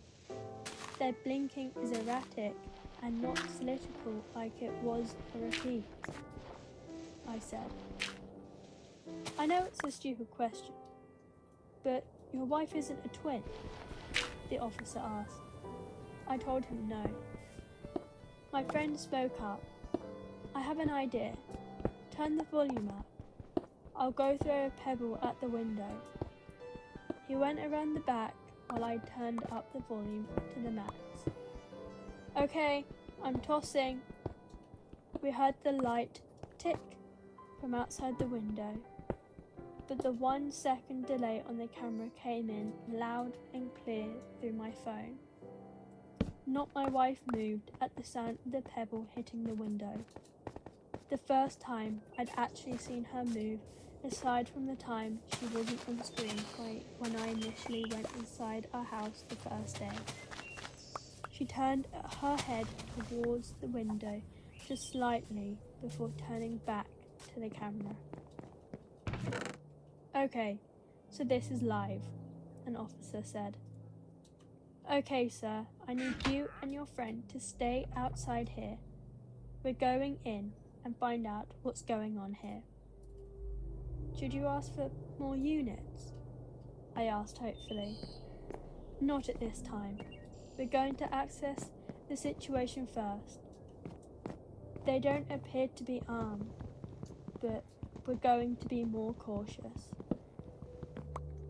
I opened the garage for them and they made their way in towards my kitchen door. They radio dispatched that they were headed in and to stand by. They disappeared into my house. A few seconds after they went in, the camera went out.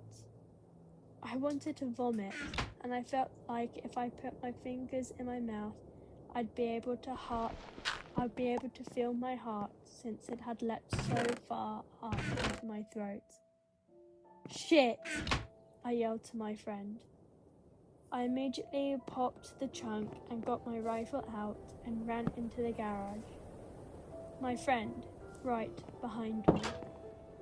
We got inside just in time to hear a low guttural howl from upstairs, demonic sounding almost, along with raised voices from the police. There were several shots. Need backup! Shots He was cut off. Oh my god, my friend howled. He was scared shitless, but so was I. God fucking damn it, I knew it, I said, running up the stairs. My son's room is the first one you come to after getting upstairs, so his wall is also what you see as you walk up the stairs. As I reached the top, I laid into the wall with my rifle. It has a 30-round magazine, but I felt like I fired 100 shots. I fired all over the place, knowing full well the ammo would go through the wall like it was paper, concentrating on where my son's bed would be, but also near the door and towards the floor as well, in case whatever these things were thought to duck. We heard shrieks of pain coming from the room, then nothing. My friend and I paused for a minute before deciding to go in because the camera was still out. We heard a whimpering coming from the room. There was a dead cop in the hallway and we had to step over. It was awful, and I'll never be able to unsee it. His head was several feet away from his body in the threshold to our guest room. We found the other cop in my son's room, right inside the doorway. He had several large holes in his torso, as if he'd been impaled. Exactly what I was afraid would happen had happened. I called the cops, and whatever these things were, killed them. When we entered the room, we found the source of the whimpering was not my wife.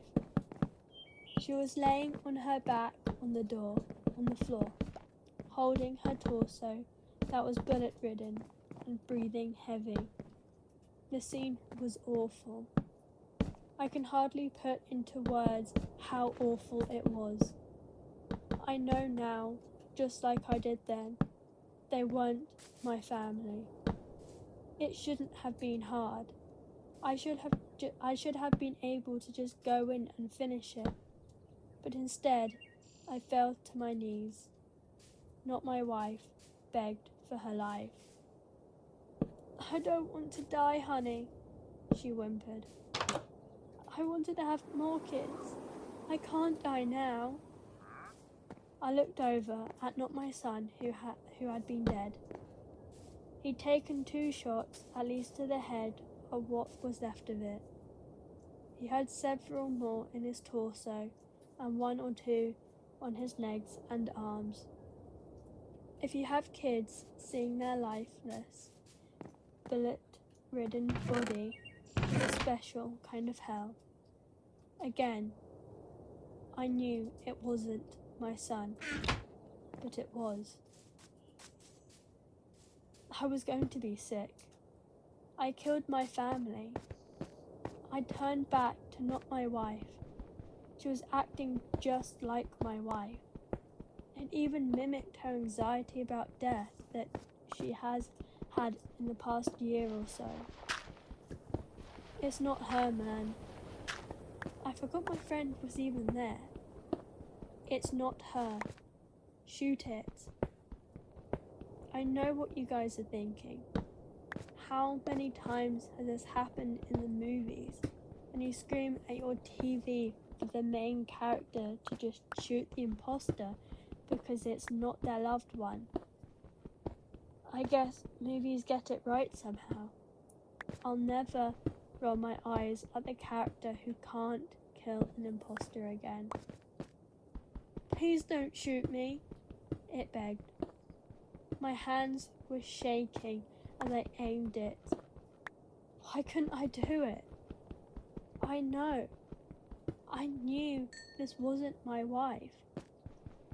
Listen, man, my friend began calmly. Look at it. Its blood is yellow. It's not your family. Was it yellow? It was. Seeing my family slain was so traumatic. I hadn't even noticed their blood wasn't red. I steadied my aim, and not my wife suddenly stopped begging. She began that guttural, terrifying shriek, and something black or grey started to protrude from her mouth, like a tentacle or something, and I fired. At that range, her head, more or less, exploded. Whatever these things were, they appeared to be mortal. I was still on my knees, and my friend was out in the hallway, just outside the door. We heard the sounds of approaching sirens. I'd forgotten one of the cops had gotten a shots fired call over the radio before being killed. It seemed like it had been hours, but it had only been about 5 minutes since the police had gone in. My friend went downstairs to let the police know what to expect. I stood up and slowly made my way into the hallway. I was lightheaded and felt like I was going to be sick. My bedroom is adjacent to my son's, so the doorway is about a foot to the right of my son's doorway. My door was closed, but as I exited my son's room, my door opened. Not me walked out into the hallway wearing exactly the same thing I was at the time. I was shocked in place. I couldn't move, but it did. It walked towards me, and its right arm turned black and morphed into what appeared to be a tentacle. It was wriggling around like a squid or octopus appendage. When he thrust his arm at me, it solidified and impaled me through my abdomen. It then stabbed me in the left leg, just above the kneecap. I fell to the ground in pain. Its tentacle arm was wriggling again. Why did you kill my family? It asked. When it spoke, its voice changed pitch several times. It was my voice, then much deeper than my normal again. It alternated several times, saying that one sentence. It moved in closer. The rifle was gone, but I still had my .45. I pulled it out and got a shot of it in its right knee. It howled. As Not-Me fell to his knees, I fired a couple more shots, getting 2 in its abdomen and left side of its ribs. It breathed heavily for a few seconds before I used the last of my strength to aim proper and shoot Not-Me in the face. Its blood was also yellow. I lay there bleeding out, thinking this was it for sure. I still had some strength and adrenaline kicking in, so I took my belt off and tried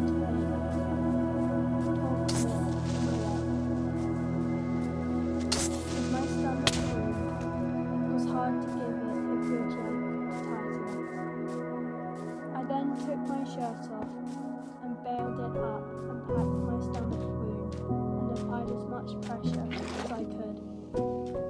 Being a nurse probably saved my life. I passed out, but the measures I took must have kept me alive long enough for EMS to arrive. I heard raised voices and the sounds of pounding coming up the stairs before I went out. It was probably a cop, but I felt pressure from somebody trying to keep my wound packed before I went out.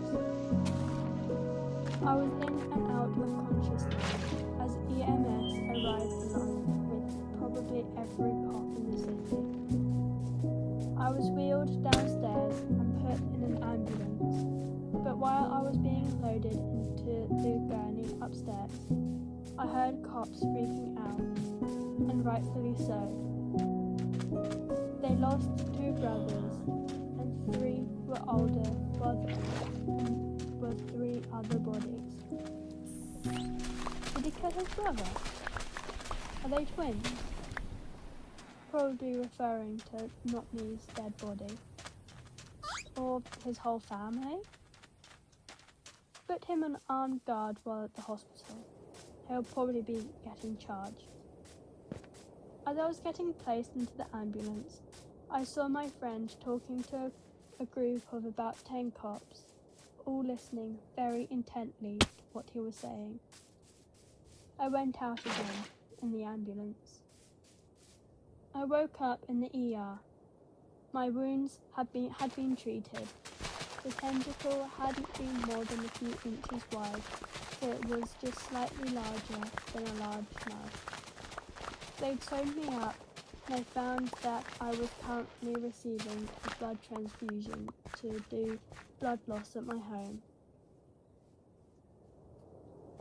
My wife had authorised them to do whatever they needed while I was unconscious. She was also extremely pissed that I went in the house. We're okay now, but that's the story for another day. I was in the hospital for 3 weeks since I ended up getting an infection and almost went septic. I needed quite a few antibiotics. For the entire 3 weeks, I had a cop in my room with questions. After about a week, they released me and no longer had me under armed guard.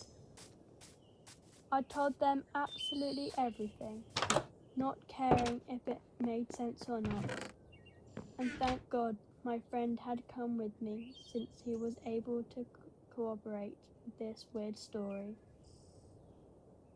Midway through my hospital stay, men with suits came to pay me a visit. They were government. I knew it right away.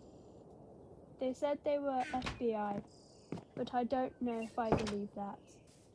They wanted to talk about not my family. The police chief and the coroner were involved, and it was a very hush-hush.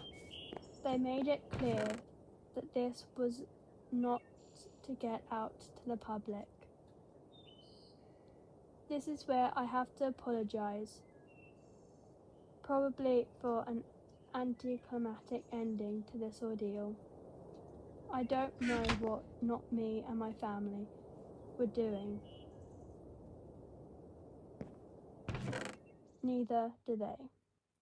And the only thing we know is that they were sentient creatures that looked like us and had yellow blood. I begged the coroner to tell me about their autopsies, but he said he wasn't allowed to say. He must have felt bad for me, since I received a bouquet of flowers a couple of days later. The card inside the envelope read, "We don't know what they are. They have the same organs we do, but in different parts of their body aside from their brain.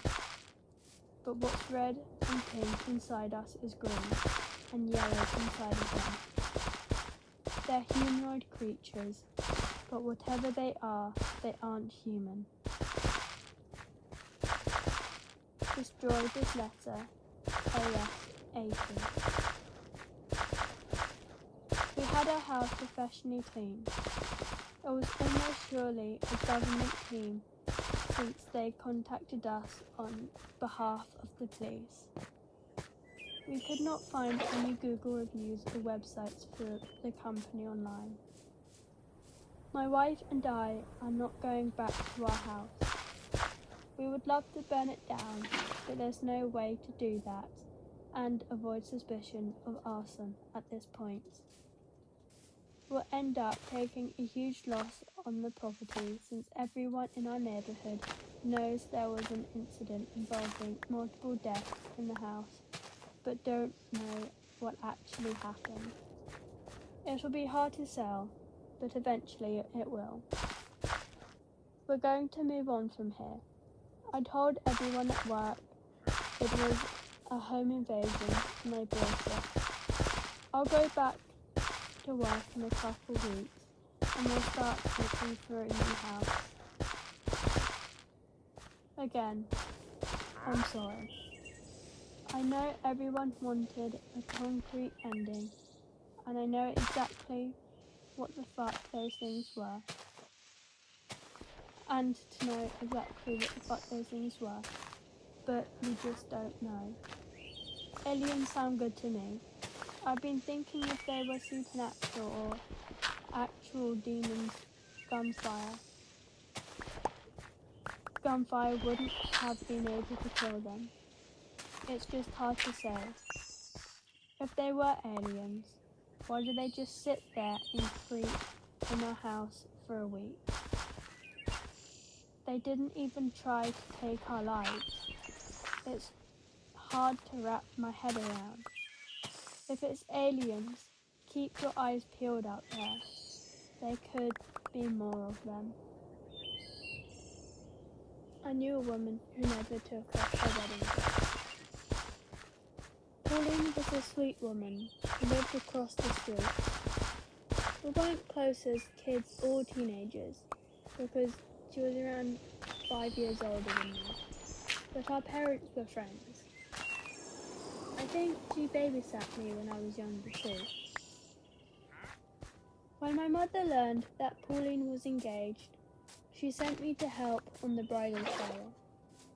Poor Mum, she thought I was like that because I was too often around boys and needed to learn to be more feminine, but she got that backwards. That's when I first learned that Pauline and her soon-to-be husband had made a blood oath. The first to die comes and takes the other as soon as they can, she explained to me, swirling the ruby ring gently around her fingers. Isn't that too dramatic? What if you end up divorcing and marrying other people? We won't. We're soulmates, she assured me. Her naivety made her incredibly beautiful, but it felt really wrong being 21 and thinking that I was so much more mature than a 26-year-old. I didn't pursue the matter, but she kept talking about him in a dreamy tone. Aiden would like this. I wish Aiden was here, and so on. Her dreamy tone almost made me believe that soulmates existed, and that you could make the person you love the most follow you in death by just willing it. I met Pauline's friends, and we all ended up having some quality girl time. Pauline explained to us all how she believed that you can wake up in the afterlife and start controlling things in your mind. Of course your memories will be hazy, she clarified. But that's why we made the blood oath, so we can remember. And how will one get the other back? I asked, entertaining her. I like to believe that will grow wings. It was all terribly silly when I think back, but Pauline had something about her that made everyone pay attention and marvel at her words. Despite the age gap, we ended up becoming good friends. I think we were finally at an age where it didn't matter anymore.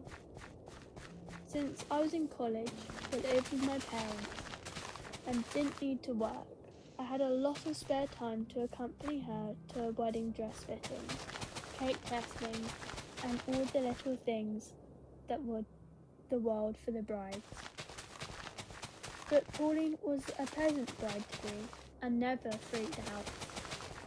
She was just thrilled about marrying the man of her dreams and wanted to make it pretty if possible. Little by little, I grew to understand her devotion to Aidan, and he was just as crazy about her, if not more. When they were together, the world felt a little brighter and warmer place, like marshmallows slowly melting over my heart. The day of the wedding came, around half a year after her bridal shower. It was neither big nor a small wedding. It felt like both Pauline and Aidan were able to invite exactly everyone they wanted around on their happiest day. Not one more, not one less. I felt somewhat honoured to be there. Still, the happiest day never came. When Pauline arrived, elated as any bride should, there was a whispering and disquiet. Aidan wasn't there yet. Her smile didn't falter because she was completely sure that he would never bail on her. But I could tell she was worried. The bridesmaids, her two closest friends since high school, started making calls to try to find out if the groom had a sudden illness. Soon they realised that Aidan's parents were there, but not his brother. They informed that their son was supposed to drive the groom as part of his best man duties. When the devastating news came, everyone wanted to comfort her. Everyone wanted desperately to protect her precious heart. But it was too torn apart to notice anyone else. It was all too fast and scary. A sports car ran a red light straight into the marriage. The man in the passenger seat was dead on arrival. The driver was taken to the hospital, but his state was critical. It was all so hard on everyone. Aidan's brother ended up surviving, but he'll be tetraplegic for life due to severe injury on his spinal cord. As far as I know, he's also miserable because he wished he could be the one who died.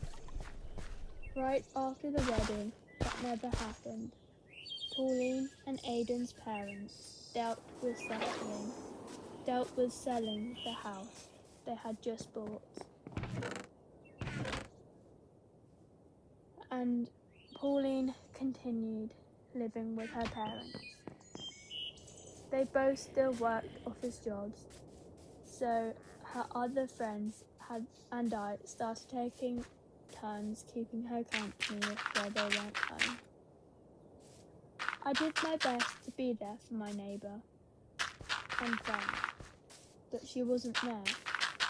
She was living in delusion, and the only thing we could see sneaking into reality was her desolation. I never saw such a deep and heart-wrenching sadness. Pauline refused to take off her dress. She would spend the whole day by the window waiting for Aidan and the whole night crying because she missed him desperately every single day. She was hopeful it was a matter of time until he woke up on the other side and remembered to bring her along. That's why she would take off the dress. He had died on his wedding suit, so it was only natural that she was up to par. Her parents and every single one of her friends tried to coax her into changing her clothes. We promised she would always keep the dress closed for when Aiden came, but she knew that we didn't really believe he would. It was like promising your kids that you'd buy them a Happy Meal some other day. No one dared to penetrate her grief and force her out of the dress. She spent the day in it, slept in it, even bathed in it. Since we live in a warm and arid weather, having it dry wasn't an issue, only everything else. The once beautiful organizer and silk were now ragged, grimy and smelly, but she still refused to take it off. She started to believe that Aiden wouldn't be able to spot her in the crowd if she wasn't wearing it. It was impossible to change her mind, and even though she was seeing a therapist 3 times a week, she wasn't improving. Her mourning and PTSD were turning into a darker, more permanent mental illness. She started talking to Aiden, and then explained to us that he was nearby, so she could feel him coming. It was just taking a while because flying is really hard when your wings are really tired. Then one morning, she disappeared for good. No one saw her leaving. No one saw her at all after that. The only thing that we're able to find in the small grove behind the house was her filthy wedding dress. It had 2 large holes poked on her back, like it had grown wings. After finding the dress, everyone who loved Pauline was relieved. Her mother readily admitted that she actually believed that Aiden somehow had come back to her.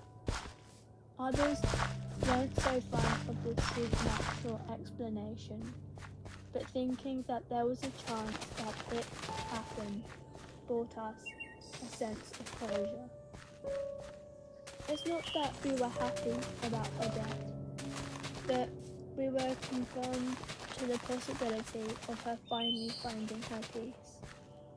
She was an angel after all. Why wouldn't she grow wings and escape her flesh prison? The family held a beautiful memorial service in her honor, and slowly we all started moving on with our lives. Now, you might ask what I believe in. I would laugh bitterly because I don't have this choice to begin with. Being the person who spent the most time watching Pauline those days, it was only natural that I was the one to find her dead in the bathtub. Hiding and subsequently getting rid of her body was the hardest thing I have ever done. Tampering with the dress, though, was eerily healing. Still, I think that she would be pleased to know that I faked her rapture. A romantic and mystifying death suited her way more than suicide.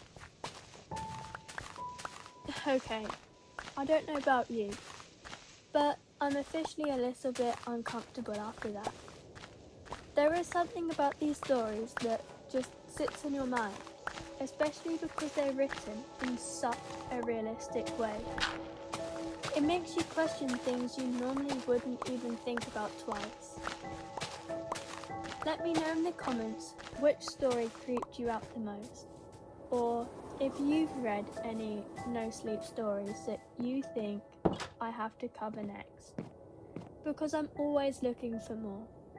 even though I might regret it later. If you enjoyed this video, don't forget to like and subscribe.